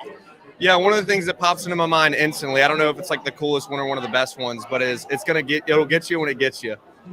He said this to us all the time, meaning like guys would take a rep off. They wouldn't touch the line and 110s. And what he was saying is that it's gonna come to get you. We're gonna be in a game, late game, and it's gonna be at the point where we need that one little extra inch, 1 yard. But because you didn't push yourself hard enough in conditioning or in practice, then when it comes to the point and we don't get that opportunity or we mess up, it's like when you make these mistakes or when you do the wrong things, it's going to catch up to you. So I take that in life a lot of times because it's easy to cut corners. You know, we all want to like get certain places faster than we need to be. Of course, absolutely. But it's about doing the right thing, and that's one of the things he preached a lot. And then I would say everybody talks about the process, but the process is a beautiful thing. It's a really cool concept, and Saban preaches that so well. You have to have a goal or a vision, something you want to do, but in order to get there, there's certain steps you're going to have to take. And that applies to just everything in life. And, you know, and a lot of guys, people wonder, okay, why is this guy's a third stringer, but he's a 5-star? Why is he staying at Alabama? Well, Saban really had these guys invested and my teammates invested in this process because you have guys like Kenyon Drake who didn't really play a lot. They go to the league. Yeah. You know, he has a great career. Josh Jacobs has a year. Josh Jacobs never even really was the full starter at Alabama. It's still a wild thought. But yeah, I love that too. And that just something I try to apply in my life and when I have goals and things I want to accomplish. Absolutely. So those are two things I would definitely say stick out to me from my time at Alabama. His wisdom. Have you gotten a Saban chewing before? Oh, have I gotten into Saban ass chewing? Yes, I have. What was that like? What's the best one you've had, though? What's that like? That has to be incredibly I mean, it's got to be the intimidating. scariest thing ever, right? It's scary, but he reacts something. He reacts to people, and if he hears this, I don't know what. I'm just gonna say it anyway. But to give people a little tip, if Coach Saban is yelling at you, the best way to respond is look him in the eyes and take that ass chewing. You know, like you got to take it. A lot of guys will kind of cower away, get a little scared of it, and he'll just keep going and going. And you're like, my God. One of the times I didn't have my knee pads down. He was like, what the hell is this guy doing? He's like, can you get your freaking knee pads down? All this shit, like chewing me out. Is it in a game or is it practice? This is in practice. Oh, okay. I was going up against So that's the DBs. thing. I've heard Saban's just as intense at practice as he is in a game. Just as intense. Even maybe more intense in practice than he is in games. And then another time, I mean, this is horrible that I did this, but it was the year we're playing Clemson, my junior year, that we ended up losing to Clemson in the national championship. I was getting held by the DBs, and it was a very there was a lot of tension throughout the week. Mac Jones, scout team quarterback. I would like to say we were cooking the defense, like we really were. We were playing unbelievable. And The GOAT, Mac Jones, by the way. Guys were making a lot of plays, and Saban was getting onto the defense. He was pissed, you know. Yeah. And one of the reasons was because he was telling the defense not to hit the quarterback, but then Mac, of course, is extending the plays. And making a pass, you know. And it could be to me who's running 100% still when the play's almost over and making a catch. So these DBs started to get mad, and I started to get held a little bit. Yeah. And, you know, a lot of times practice is like my game. So I'm out there, I'm trying to ball out.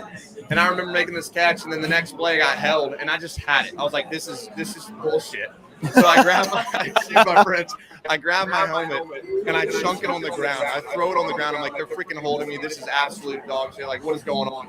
Throw my helmet. It's rolling back, and I see Saban. I'm like, no, don't do it. Don't do it. He turns his head. He sees my helmet on the ground, and he's like, pick that shit up, man. And he's like, what are you doing? He starts just going into me. And there's a video. I was watching practice film from this. He doesn't even care about the next play going on. He's just sitting there ripping into me for about 20 minutes about why I threw my helmet and all this stuff. And I'm like, their DBs are holding me. Yeah. And he just ripped into me. It's not a fun thing when Saban gets into you. But, you know, it happens. And it's learn from it for sure. So everybody always talks about, you know, the Sabanisms, right, where he tears into a guy. But I think in his later years coaching, people have said he's grown a little bit of a soft spot. Have you had an experience where he had a little bit of a soft spot for anybody or you? I know he loves D's nuts jokes. I know he does. That is true. He definitely loves those. And yeah, I would say that definitely I've seen that. I think on the tail end of my career, he hadn't gotten there yet. Right. Maybe at times, you know, he would give a laugh like with Tua or something, and we would be I remember Najee would love to hurdle people. You know, he always loved to hurdle people in practice, in games, scrimmages, whatever it may be. And he would do that all the time, and Saban would give him a lot of like hell about it, but he would always joke about it too. Yeah. Which just kind of showed that a little bit of a soft spot. And then as I've seen the years progress, I think I've seen that like a little bit. You know, he's just gotten a little bit more comfortable, become a little bit more of a player's coach in a sense. Not fully, obviously, he's still Coach Saban. Oh, he's still Coach Saban. Definitely has developed some soft spots throughout the years. Would you rather have? You talked about you didn't have him really when he had the soft spot. Would you rather have him as like that dictator, or would you rather have him like joke with you a little bit more in practice? That's a good question. I went through this, I think, with the whole program and most of the coaches. A lot of the sense was like, gosh, sometimes I would question myself, do these guys really care about us like they say they do? And I would sometimes feel sorry for myself, which is, side note, one of Saban's things, the poor me's. You can't get a case of the poor me's, feeling sorry for yourself. And I would think, gosh, I wish Coach Saban would talk to me more. I wish this and that. But I wouldn't change a thing. That's why Alabama's successful. And looking back at it in hindsight, it's the best way to do it. You can be a full-on players coach like Derek Mason at Vanderbilt. Knew who I was right when I walked in the building. Couldn't have been any nicer. Met with me multiple times. But then you have Coach Saban, who's more of this like manager. And looking back at it, it's just what's going to be more successful. But Saban does care about his players and cared about me. I met with him a couple of times and wrote a good recommendation for me when I decided to move on from Alabama. So to answer your question, it was long-winded, but I love the way it's great. No, that's great answer. Great answer. So what was it like though? So obviously, you go to Vanderbilt, coming from Alabama. What went into that decision? Because I feel like you had your choices, I'm assuming, and then you decided to stay in the SEC. You decided to go to Vanderbilt, which, by the way, fantastic university. Nashville is a great town. And then did you end up getting a degree from Vanderbilt as well? Yeah, so I played 4 years at Alabama. I loved each and every second of it, but there was times later on in my career where I started in the spring game, I think sophomore year, junior, one or the other with Mac Jones when he was OG Mac Jones. OG, baby, super savage. And so I had that, but I wanted to play, and it wasn't that I was like, okay, the guys in front of me were good. They're all like NFL. You were there with Judy, Ruggs, Smitty, all those guys. Waddle, Yeah. all those guys. Yeah. So it was tough, and I was like, realistically, I wanted to be able to play, and I thought I could play somewhere else. So that's when I made the decision. Okay, I graduated Alabama. I lived my lifelong dream out there. It's time for me to go see if I can play somewhere with the skills and things I developed throughout playing, at Alabama. And so I entered the transfer pool, and one of the teams that first reached out to me was Vanderbilt, surprisingly, an SEC team. And, after that, I was like, okay, Vanderbilt, and had a great relationship with the wide receiver coach. Went before spring and had a visit with them. Went over the plays with me. He showed me where I'd be in the offense. And so I was like, if they can get me in this school, this is a no-brainer. My parents went there for grad school and law school. So I ended up going there, and it was just, I was excited to be there. It was hard with COVID, and I ended up having to opt out. I lost 2 grandparents right at the beginning of the season, which was tough. Yeah. It wasn't the best experience, but I love that Vanderbilt University is a special place, great education, and I got my master's in marketing there. That's awesome. Yeah. Wow. The fact you got that is just at Vandy, that's a flex. That's such a flex. Hell, I think being on the football team at Alabama is a flex, but then there's something about getting that education at Vanderbilt, though, that's just as big, man. I'm telling you, it's 100%. That's huge. All right, so I just want to end the debate here. So you got a chance to see Jalen, Tua, and Mac. Out of those guys, who is your QB1 in your art? Because you obviously know I'm the biggest Mac Jones fan of all time. I super savage till the day I die. I love Tua and I love Jalen. Jalen has proved me wrong this year because I said I've seen Jalen go from what he was in 2016 at Oklahoma, and I thought Jalen is a good quarterback and an athlete, but he won't win you a championship. I am dead wrong. I will admit right now he looks amazing this year. He does. He looks – it's night and day compared to where he's been.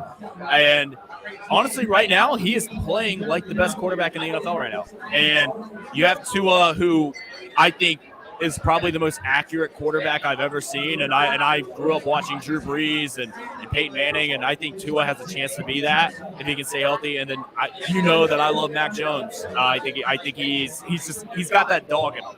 Yep. But who to you is your QB1? Oh, God.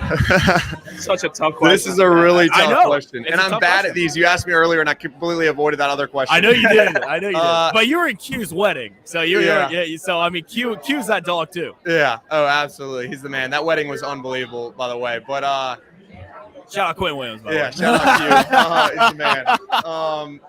So, gosh, I'm horrible at these questions. In a perfect world, I'd love to have a mix of all three. Yeah.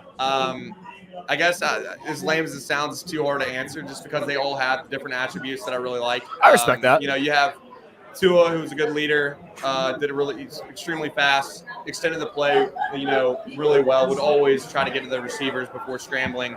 And you had a Jalen Hurts, who was more of what some people compared to like a NCAA my player sometimes. When the pocket broke, it wasn't like he was trying to extend the play in college. Now he's gotten really good at that in the NFL. Yeah. But in college, he would try to just, he would run when the pocket broke. And then you got Mac, who's just a dog. And I think I'm biased a little bit because I was closest to Mac out of all three. Yeah. But the way Mac had the ability to stick it through, and then, the whole time I knew this guy was going to be a baller. Like I said it like freshman year before anyone even really knew who he was. And then getting to see him, I remember in the Orange Bowl, he took a big hit from a Michigan player. And I was looking, I'm like, oh my God, I'm with Pierce Quick on the sidelines, former Alabama offensive lineman. We love Pierce on this podcast too, by the way. We love Pierce. Pierce Quick's the man. Yeah. Shout out Pierce. But so I was with him, and I look over at Pierce, and we're like, oh my God, this is not good. But the best thing was Mac Jones. It's like a movie. He gets up. He has this patch hanging off of his shirt. He rips it off. He takes a little grass up his helmet. I'm pretty sure he's got grass up in his helmet as well. Looks over the sidelines. He's like, give me the next play. So that's the epitome of Mac Jones. He's just a dog. He's a dog, man. And he's got that, he's works extremely hard day in and day out. Like he has a curfew during the NFL season. He hardly talks to anybody. Yeah. He's grinding. But then going back to another, like Jalen Hurts, I don't know if there's anyone who's got the leadership ability that he has or the charisma, to bring a team together. And he's doing it really well at the NFL level as well. So right. I know that's not the best answer, but I love it. No, it's fine. Answer. It's insane the fact that like we went from being a program that was known for running backs, offensive line, and defense, and after next year we will have 4 quarterbacks starting in the NFL, which is incredible to think about. It's wild. And then we have Jalen Milroe. And then Jalen. So let's get into today's game because obviously we're going into it. This is a huge. Everyone had this game circled on the schedule before the season came out. Like A&M revenge game, all the stuff about Jimbo and Nick going into it, NIL. And then I feel like this game, even though A&M is not coming to this game undefeated, and I don't feel like it's lost any luster. It's just like everyone wanted to be. I am actually surprised. If Kansas wasn't the darling of the college football season, I still feel like College Game Day would have came here. But with that, most likely Jalen's going to start tonight. Yeah. Everything I've heard is that he's taking snaps all week. Bryce is going to dress, but it is a break glass in case of emergency kind of thing. What is your prediction for tonight? What do you think Alabama A&M is going to be like tonight? I know the environment's going to be electric. Can't see the lights, CBS primetime game, but what are you feeling? I mean, there's a lot of thoughts about it. One is the fact that what you said earlier is definitely true. I mean, when I looked outside at Innisfree last night, the line at around 8:00 was down the street. You would have thought that this was the biggest game of the year. You would have thought this was a national championship. Yeah. How many cars, how many people are here? So I love that. I'm excited about that and being here for a home game with that atmosphere under the lights, like y'all mentioned. It's going to be very, very exciting. Yeah. When we get down to the game, I think a lot of people have written off A&M. They haven't had too many great performances this year. But something that I would say that I would look out for, and I don't think I think we're gonna beat them pretty bad. But is the fact that, I think they could have been game planning for this game before game planning for their last games. Yeah. Because I know that like they lost, Mississippi State, they got blown out, and I'm like, maybe Jimbo's got some up his sleeve. They're gonna come in here and it's our revenge game, and Milroe, I think him being in almost gives us an advantage due to the fact that, he's like I would like to compare him to like a Lamar Jackson, Malik Willis type. Yeah. He's got that Lamar Jackson like speed, and he's got that Malik Willis like body type. He can throw a good ball. He's big. Big dude. And I think that's exciting. And I think that A&M's probably been game planning for Bryce Young, and now you're throwing for a curveball. You have Milroe out there who's a dog too. Yeah. So I think that it could give us an upper, in some ways, the loss of Bryce for this game, people are like worried, but I think it gives us an upper hand in a sense because they don't know what to expect with Milroe. Yeah, let me ask you this, because I've been big on this guy all preseason. I think everybody has. But to me, he's the best football player I've ever seen in my entire life. What's your opinion on Will Anderson? And does he live up to the hype that everybody says? I think so. I think that, he started off a couple of penalties in that Texas game that shocked me a little bit. Yeah. But he's performed. You can't expect, everyone to be perfect. He's performed consistently, and he is a dog, and he's been doing well in that defense. The whole defense has looked good to me. But, Will Anderson is he's met my expectations for what I thought he'd be this season, what I think most people thought he'd be. Have you met him before? I have. Yeah. Big dude? I heard he's a really nice guy, too. Like, he is he's a very, down-to-earth very nice dude. guy. And that's always a good thing to see. Most guys, everyone looks at him as just a football player, but a lot of these guys are great guys off the field. Most of them are. Yeah.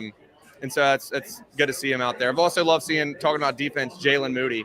Oh, man. Yes. Love me some Jalen. He's been playing great this season. I think it's cool to see him get his chance to finally shine. Well, with you being a former receiver, and a lot of these Alabama receivers are really young, but incredibly talented. Especially like last week, I feel like the freshman Cory Brooks had a great game.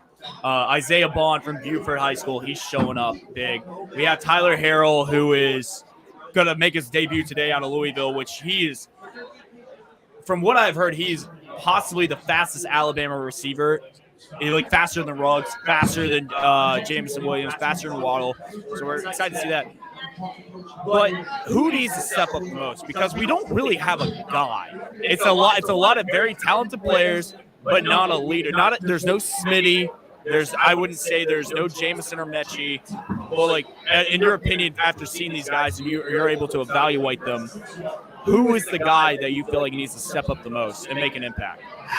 That's hammering me with these tough questions here. It's why I wouldn't be doing my job if I didn't. I think that, I don't think there's a guy I expect to step up. I think that someone does need to step up, to say the least. I think that what we've missed this year in the receiver core is just there hasn't been a click like there has in the past. Like, we've had like these groups with Waddle, Schmitty, Ruggs, and then we had Mechie last year, Jameson Williams, like you're mentioning. One thing we have been missing, and I'm interested to see this transfer from Louisville, is the speedster, the burner. We haven't had a burner on the field this year, right? And that's been interesting. But I think just overall, there's too many drop passes. Yeah, guys need to get open. I haven't seen what I want to see out of the receiver group this year, for sure. And I think maybe it is because they're young. Cory Brooks, you mentioned him. Yeah. Cory Brooks has been one of the bright spots. He reminds me of? He reminds me a lot. And it is weird to see because, like, if it's just his numbers weird. He reminds me a lot of Ardarius Stewart. Okay. Yeah. I thought that was good. I was thinking maybe someone else, but Ardarius Stewart's he reminds me a lot of Ardarius Stewart because he's got that. Ardarius was just a tough guy, and he was just a dog. And like the fact that like the moment he got in the open field, he weren't catching it. But he can do a lot. And he could throw. He could run. He's good on the slants. So like I watch him in a lot of his game. He reminds me of Ardarius Stewart. I think he and Isaiah Bond are obviously the future, but a guy I want to take the next step and take that next level is Trayshawn Holden.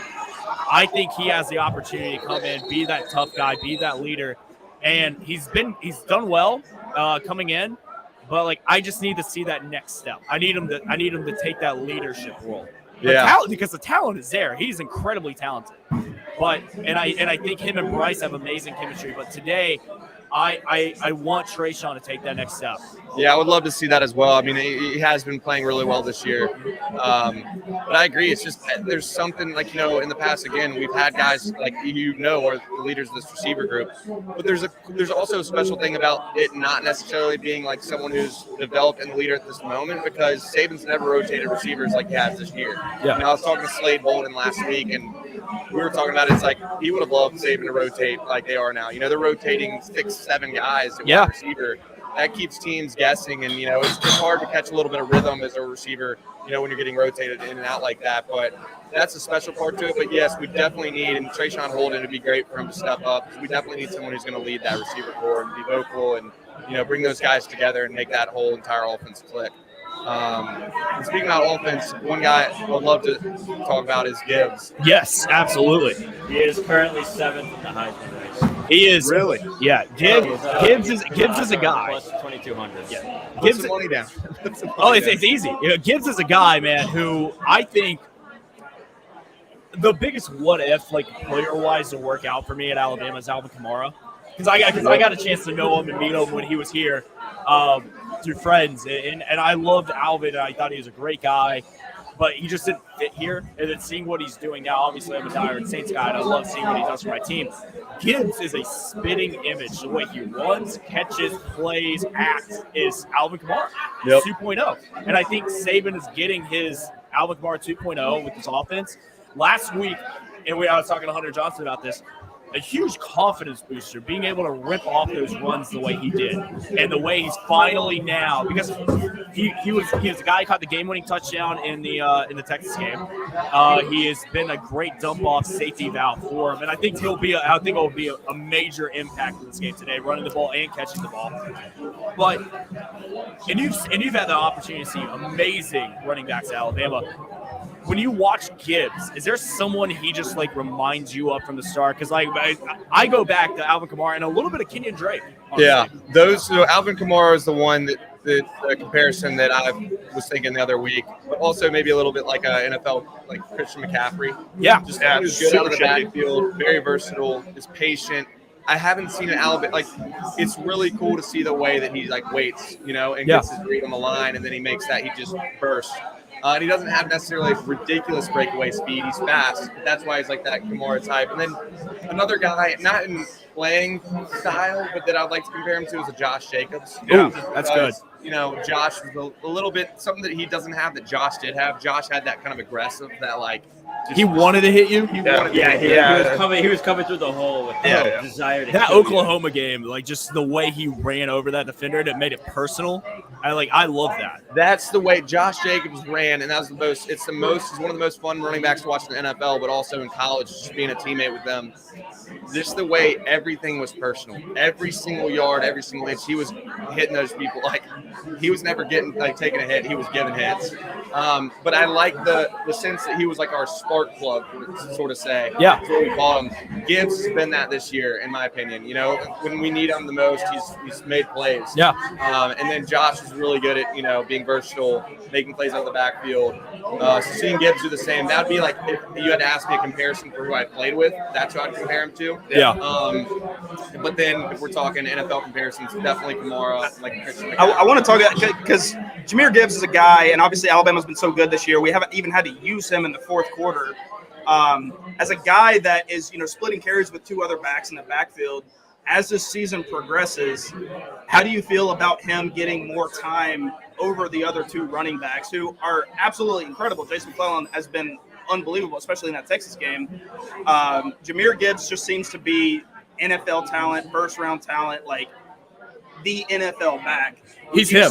He's him. Quick update. Texas is up 49-0 on. Oh, my God. No way. Wow. Jesus. Okay. But how would you say about Gibbs being like more of the premier back in this offense instead of maybe splitting carries with the other two backs? Obviously, I'd like him to get more touches, but right now it's worked out well. They rotate, and in the past, that's what's happened. It's always Damian Harris, who was very consistent, and you mixed him in there with a little Josh Jacobs action. You dabbled that in there. So I think it's I like what they're doing right now. I think yes, I would like to see him get a little bit more action, but I think being the premier back doesn't necessarily mean you're the one getting the majority of carries. That's true. That's fair. Yeah, we've had guys who just come in and then studs who haven't started in games. Yeah. So I like the way they're doing things right now, and I think obviously a couple more touches a game would be nice, but I want them to keep rotating because I think it makes our backfield just that, it keeps people guessing. That's true. I want to ask you a question that might get you in trouble. So you can say no if you don't want to answer this. I have no idea where this is going. What is your opinion on Bill O'Brien's play calling? Ooh. As a receiver that used to play at Alabama with one of the best to ever call plays, what is your opinion on Bill O'Brien's play calling? I think the no answer, by the way, says a lot. I might just phone a friend and let one of you guys. All right, we'll skip that. Oh, man. No, man. So, obviously, Mac, we're going to have you on the show again. Like, you're fantastic. So, what is your prediction for tonight? So, you have a score prediction? Ooh, let me think here. I have 42-17. What's the line? What is Vegas saying? 24.5. 24.5. Okay. Started at 20. It is a game time decision, but right now the odds are that Jalen will start tonight, not Bryce. Yeah. Is that something you can put a bet on? Honestly, I would try. Yeah. Now I'm sure there's somewhere that can. Honestly, DraftKings, if you want to drop the line, I'd take it. That's a great bet, DraftKings. I would say that Bama's going to win. I think A&M. I think it's decently close in the first half, but I think I say decently close. I think Alabama comes out of the first half maybe with like a 10 to 14 point lead, and then they win by at least. I think they cover. The line you said 24. 24 and a half. I think that Alabama covers. Do you remember 2016 where it was kind of close in the first half? Trevor Knight was there, and then our defense, Jonathan Allen made an incredible play, and then was that the Mac Wilson game as well? Yes, it was a Mac Wilson game. Knocked out someone's tooth. Imagine hitting someone so hard you knock out a tooth. Yeah. Have you been hit that hard before? Like, did you get lit up like in practice, like playing against those guys? Like, what's the hardest you've ever been hit? There was some of the hardest hitters I remember. One of them, I mean, they never really went for it too bad, but like Ronnie Harrison, he was a load, yeah. Ooh, Reuben Foster, they could all lay the wood. And then there was another guy. Well, I got hit one time in practice. I'm blanking on the name, but we were doing this one drill where I was supposed to swing out and do a bubble route. The linebacker was supposed to drop down, get up, shuffle, and make a sideline tackle. Well, this linebacker didn't do any of the above and just ran straight for me unintentionally. I don't know if he did. It's like he knew the play or something. Yeah, he knew what he was doing. Yeah. Simple drill. I get the ball and I remember turning my helmet and just absolutely getting lit up. Oh man! I remember waking up on the ground. I'm like, oh, you got knocked out. Oh, I got it was not like a full-on knockout, but I my eyes open and I'm like, it's a little bit blurry. Oh my god! And Scott Cochran's above me. He's like, you all right, man? Like he's like putting a little snow and salt near me. Yes. And I'm like, Coach, I'm feeling great, to be honest. Like I'm feeling pretty good because I was so just dazed. Didn't feel anything. I started running, and this week I just got moved up to the 2s, so I was excited, and I've been working hard. It's like my junior year. Yeah. I'm running like sideways to the next drill, and I'm like, okay, like it's fine. Like I take a break from the 5-minute wide receiver Indy drill. And then we get back in there. Jalen Hurts is at quarterback, and I'm running with the 2s wide receivers. I remember running this curl route. I turn around, and I'm looking at the ball. I'm wide open. The ball just drills me in the chest. And I'm, like, sitting there like this, and my hands are up. And I look down at my chest, and I look at my hands, and I'm like, what's going on? Oh, my God. Shit. Yeah. My body's not working. So then they're like, Mac, you got to get the hell off the field. What's going on? Oh, my God. I proceeded to go to the locker room and argue with like our head doctor, and I was emotional. Telling people that I would die on the field for Alabama and stuff. Yeah. It was a joke in the locker room for a little bit, but I would have died for the team. You know what I'm saying? Yeah. You got dog in you. I want to ask you this just really quick. You were on the team for 4 years, right? You played for 4 years, so you were definitely a part of a lot of revenge games. And obviously, Alabama in this spot isn't a revenge game. What is the week of practice leading up to that game like? Is it different at all, or do you kind of stick to the script? I would say it's the way that they, I guess, write the narrative for us is a little bit different. So we have team meetings every week. We have special teams meetings every week where we meet as a team. And Coach Saban will always find a way to make any opponent seem like they're the best opponent that we're ever going to face, whether it's a Citadel or a Mercer, whatever. So all that to say, in a revenge-type game, the narrative will be a little bit different. Coach Saban will definitely be putting it in our heads like, this team beat your ass last year. Like, what are you going to do to respond? Yeah. And he's going to get us fired up. And it's kind of cool how they do it in the locker room. They put, like, pictures of, like, the scoreboard. Like, I'm sure you walk in the locker room right now, you're going to see pictures of the score from last year. You're going to see A&M guys tweeting out from last year, like we beat Bama. So they build it all up, and then the weight room, we have like a video, and I'm sure it was highlights from the year we got beat. Like last year, I'm sure they're playing that over and over again with the players.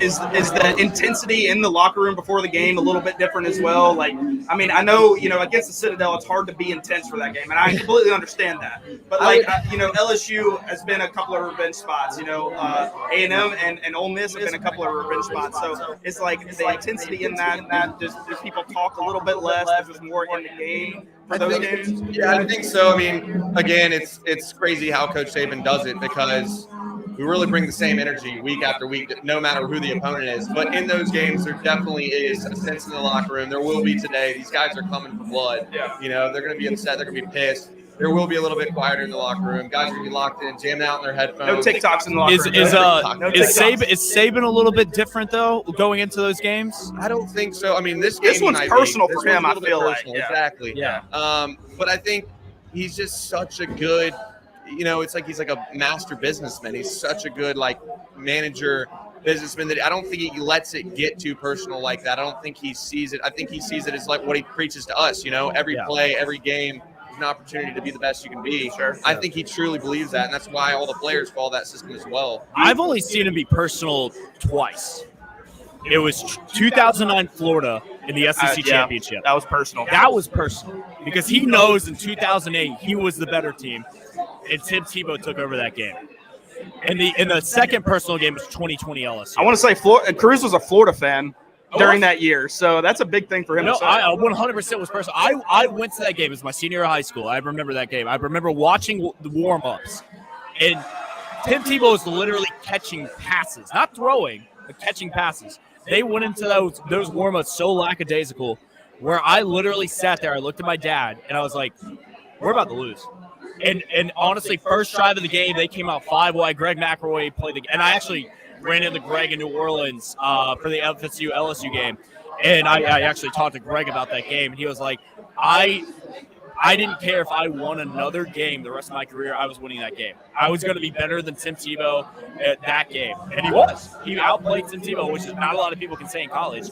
And then 2020 LSU, and I know it was a COVID year, but I just remember going into that game, Nick Saban was going to do everything he can to embarrass LSU in that Orgeron because of what LSU displayed on the field in 2019, the way the players acted, the way the coaches acted, everything about it, like running into our stands, telling our recruits to come to LSU. Yeah, that was crazy. And it was personal. And I think this is another personal game. Saban, I don't think is a petty guy. You know him. Way better than us, way better obviously. than us. Yeah. I mean, I've met him twice, and I'm friends with his daughter, Kristen. But, like, I feel like if Nick Saban has a personal vendetta against you, it is not good for your career. No, and like you were talking about the LSU game, they wanted to all that stuff was just ammunition. Yeah. You know, it was ammunition for something that was going to be coming that we owed them. You know what I'm saying? And that's what people have been saying. Like I remember someone saying, some NFL player was like, I think it was Tyreek Hill was like, "We owe you" or something. Yeah. Saying that in a press conference. Oh yeah. That's what I think Saban is definitely thinking about. He's definitely not a petty guy, and I don't think part of me wants to say that he's looking at this just as like another game. Yeah. But then there is definitely, you cannot help but know. I mean, that there's some of the stuff that Jimbo said in the offseason after Saban's comments, which everybody at this table, I could feel like he never told a lie in those comments. And Jimbo calling the press conference, saying all of that stuff. All of that stuff was very personal. It was like he was calling for the NCAA to look into Saban's and how he runs the program. like LSU days. I've never seen a coach do that before. And obviously, you know Nick Saban better than anybody, and you're going to say, like, he's not going to take it personal. But, like, if somebody said that to me, even in that spot, I feel like if I could hang 70 on them today, I would do it. And I know I'm an Alabama guy, and I would hope they do it. But even in that spot, with all the stuff that Jimbo said, I don't think he's going to call up the dogs. If they're up 50-0 at halftime, I don't think he calls them off. I think he continues with the starters in the second half in that spot. I would press that question to you. If Alabama is up to 42-0, let's just say, fingers crossed that happens. Does the second string start the second half? Does he call up the dogs this game? I mean, the thing is crazy is it's like, if this was not even that game, I would probably say he might still have the starters in, because that Saban's known for that. He keeps the starters in very, very late. Yeah. But I think he might keep them in a little bit later today. Yeah. You know, I mean, I do agree with you. You make a great point. Like, it's Coach Saban is such a guy who this stuff really wouldn't get to him. You know, he's gonna be a business guy about all of this. But at the same time, we're humans. Yeah. It's not like he's a human being. Like, he's not a robot. As much as we all would like to think he's a robot and going to live forever, he's a human being. And stuff will get under your skin. Some of the stuff Jimbo said was very, like, intense. Yep. A lot of accusations. And I think, like, in this spot, they lost their starting quarterback. Well, they're going back to their first-string quarterback. It's a whole situation. But even in that spot, like, I can't imagine. Saban's never been in a spot like this where somebody's called him out like that. Never in his career. And he's 78, like 68 years old. How old is he? He'll be 70 this 70. October. And, like, it's crazy how long of a career he's had and the success that he's had. But there's not a coach out there that has called him out like this. So we're about to really find out how human Saban is. If we win this game 38-10 and he's called off the dogs, Saban's a robot. There's no chance. I mean, you can even think about it, though. Like, it might just be a win. He's kicking their ass, and he's just like, it almost might be embarrassing to put in the third string and just kind of embarrass, one up with the third string. Honestly, I mean, if Ty comes in, throws a couple touchdowns, I wouldn't be mad. Would it be more embarrassing if he pulled the starters and still ran the score up? Yes. Would that be That's worse? That's what I'm saying. That could happen. He might do that. Yeah. So we have 5 minutes. We have 4 minutes left here on our live show. Mac, I want to go over some games with you today, and I want to get your predictions. So right now, obviously, just a live score update. Michigan up 17-10 against Indiana. Tennessee up 30 against LSU in Baton Rouge. TCU, Kansas, a barn burner right now, 31-24 in the fourth. Arkansas down 17-34 with no KJ Jefferson right now in Starkville. And then Cincinnati, the number 24 team, down 10-0 against USF, who is 1-4. But we have Auburn, Georgia, and the line is Georgia minus 30. Does Auburn cover today? Plus 30. And it's at Georgia. It's in Jordan-Hare.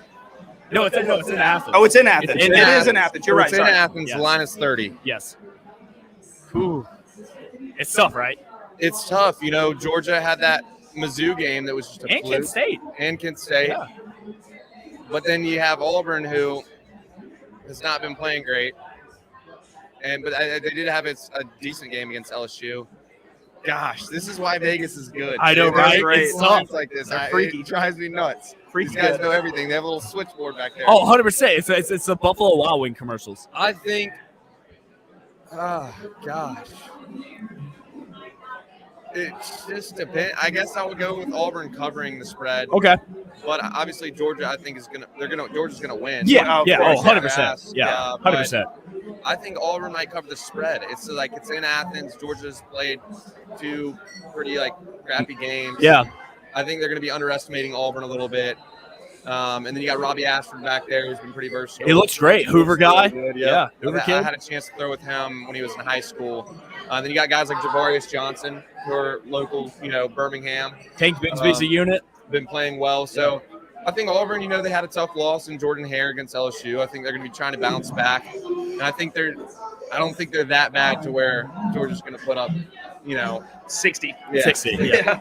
But you never know. Yeah. All right. Utah, number 11 in the country versus UCLA, 5-0, 18th in the country. Spread is Utah minus 3.5. Gosh, That's another great. Look, that's the beauty of this is that the fact we can be so egregiously wrong and it's still okay. You're right. And I don't know anything I about picked NC State to go to the playoffs. You might not want to say that again. I'm just kidding. Yes. Okay, so wait, it was Utah versus UCLA. Yes, in the Rose Bowl, Utah 3.5. I think Utah blows them out. I think Utah wins. Yeah. Don't get me wrong. mean, I think DTR, who it feels like he's been in college football for 8 years now. I think Utah is the most physical team. I think they had a bad night in Gainesville, which I think was an anomaly because watching this Florida team, Anthony Richardson seems like he's kind of starting to figure it out, and he's a fantastic quarterback, as an athlete. But I think Utah is the best team in the Pac-12, and I even think they're better than USC. I think they'll beat USC next week. My worry is that they're looking ahead right now. Well, with all the information you've given me, I'm going to go with Utah. There you go. That might be a lame answer, but Yeah, you can ask these guys. I've been high on Utah all offseason. and then they went 0-1. Okay, they're Florida is not a good team this they year. are but 11th in the country. Florida is right now. not a good team. And your comment about NC State is making me question Yeah, my that's decision. the Okay, other first of side. all, I'm going to stick with This it. playoff was nuts. I had Alabama, Ohio State, and then you know what? I thought a one-loss Utah team would win because I didn't think there would be any teams in the Big 12 that would be undefeated. I think Oklahoma State's going to come out of it with one loss, and then I thought Clemson, NC State, Wake Forest, one of those guys, they would slip up, have a loss, and they would still find a way to sneak it at 4. And I thought NC State had a legit defense this year, and I thought DJ would hold them back. I was wrong, and I think Clemson right now has the most easy path to the playoffs now because they got past their hard games. They're gonna beat Boston College today. They're gonna beat Florida State next week. They're fine. But I thought Utah was a good pick. I thought it was a sexy pick. No one goes into the season picking the playoffs, right? Because in 2019, who had LSU making the national championship? No one outside of New Orleans. Nobody. All I know is I pick Alabama to get in the national championship every year. That's a great pick. That's what That's I a do. great I don't pick. look at all the other games. I just look at the tide. All right, so this was a little personal, but I want you to pick it. Ole Miss, Vanderbilt, Ole Miss in Nashville. Don't make Ole them Miss do this. 17. Don't make them do 17 this. point favorite. Don't Does make 'em Vanderbilt do this. cover? Ole Miss is only a 17-point favorite. Yes. Yeah. Yeah, it's hard to go against Ole Miss, covering because they've been looking pretty good. They've got I love their quarterback. He looks awesome. Yeah. Jack Evans unit. Yep. Yeah. And then you're coming into Vandy, who's rebuilding still a program. Great head coach. Clark Lee is awesome. He's changing the culture around there. Yeah. But it's hard to say that the doors are going to cover just because they don't have the powerhouse Ole Miss has. And Ole Miss is right around the corner. They're going to be bringing a bunch of my buddies played at Ole Miss. Yeah. They're all going to the game. There's a lot of excitement around it. Yeah. So I think Ole Miss covers in that one. Ohio State, Michigan State. Ohio State 27-point favorites. It's in East Lansing. Now, granted, I was very high on Michigan State at the beginning of the year. We're a huge Mel Tucker podcast. I think Ohio State wins, but are you picking Michigan State to cover at 27? Yeah, I'll take Michigan State to cover. 27 points is a lot of points. South Carolina at Kentucky. Kentucky only favored by 4.5. And Kentucky, It's in Lexington. okay, and they just barely lost to Tennessee, right? Or no? Tennessee blowed them out. No, Tennessee lost last week to Ole Miss. What? Oh, no, I'm sorry. Kentucky just lost last week. There you go. Okay, Yeah, I was like, sorry. that's Tennessee in- undefeated. I was like, oh my God. it's been a long show, guys. Tennessee does not lose till next week. So the line is, what does it say that 4.5. line? 4.5. Yeah. Oh, I'm going to take Kentucky to cover. Yeah. All right. that quarterback's looking good too. Will Yeah. Levis? Will Yes. Levis? So the Holy War, BYU versus Notre Dame in Las Vegas, by the way. They sent the Mormons to Vegas. Exactly. And Notre Dame and Las In Vegas. Las crazy. Vegas. And Notre Dame is a 4-point favorite. BYU 4-1, 16th in the country. Notre Dame 2-2. I'm going BYU. And Notre Dame's favored? Yep. BYU is the bet of the BYU. century. Jaron Hall is a great quarterback in college. I guess I'm going to have to go with BYU too. I know I'm not giving too much input here, No, it's but fine. I love it. And then the last game, I think this is probably going to be the most underrated game of the day. I won't get a chance to see it being at the Bama game. Florida State at NC State. Both teams just lost their first game last week. NC State favored by 3.5 at home. And Jordan Travis is still out, right? Florida No, State he's is back playing. in. He's playing. I'm going to go with the Knowles. Ooh, upset. Florida State is back in a big way. Florida State. I is love that back. pick. That's a great There pick. you I go. like Florida State. I like that quarterback, Jordan Travis. Great guy. Has been making some explosive plays at the beginning of the season before he had that little injury. And then their defense looks pretty good too. Yeah. So I'm going to have to go with the Knowles there. A little upset action. Boom. We love it. All right. This has been our live show from Industry. We've been on the air for almost 2 hours. This has been incredible. Mac, tell people how they can find you online. I guess you guys can just look me up on Instagram or TikTok or some kind of social media. Just my name, MAC, and then last name HEREFORD. Man, Just find it out there somewhere. yeah, anything you want to plug, you're more than welcome. But yeah, this has been our live show from Industry. We've been on the air for almost 2 hours. We love this place. We love DraftKings. We love Christopher Mobley. We love Mac. We love Hunter Johnson. We love the mayor at Tuscaloosa. Like it's been an electric show. I haven't dropped the F-bomb this show. Yeah. So we get one. Hey, show. Mac, we This do has have been- one F-bomb if you want to use This it. has been fucking amazing. We have one And F. honest- Maker Smart gives us one F-bomb. use it. This has been Bruce amazing. just used it. I just used it. Oh, it And just used it. honestly, Good. Thank you. And honestly, this has been incredible. Thank you so much to Innisfree. Thank you so much to everyone who's showed up and who's been supporting us. You can follow me online at The Real Cruz Docs on Instagram, Twitter, and follow Boot Crew Media, follow Innisfree, follow Christopher Mobley, follow DraftKings. We love all you guys, and we will see you next week. Let's go.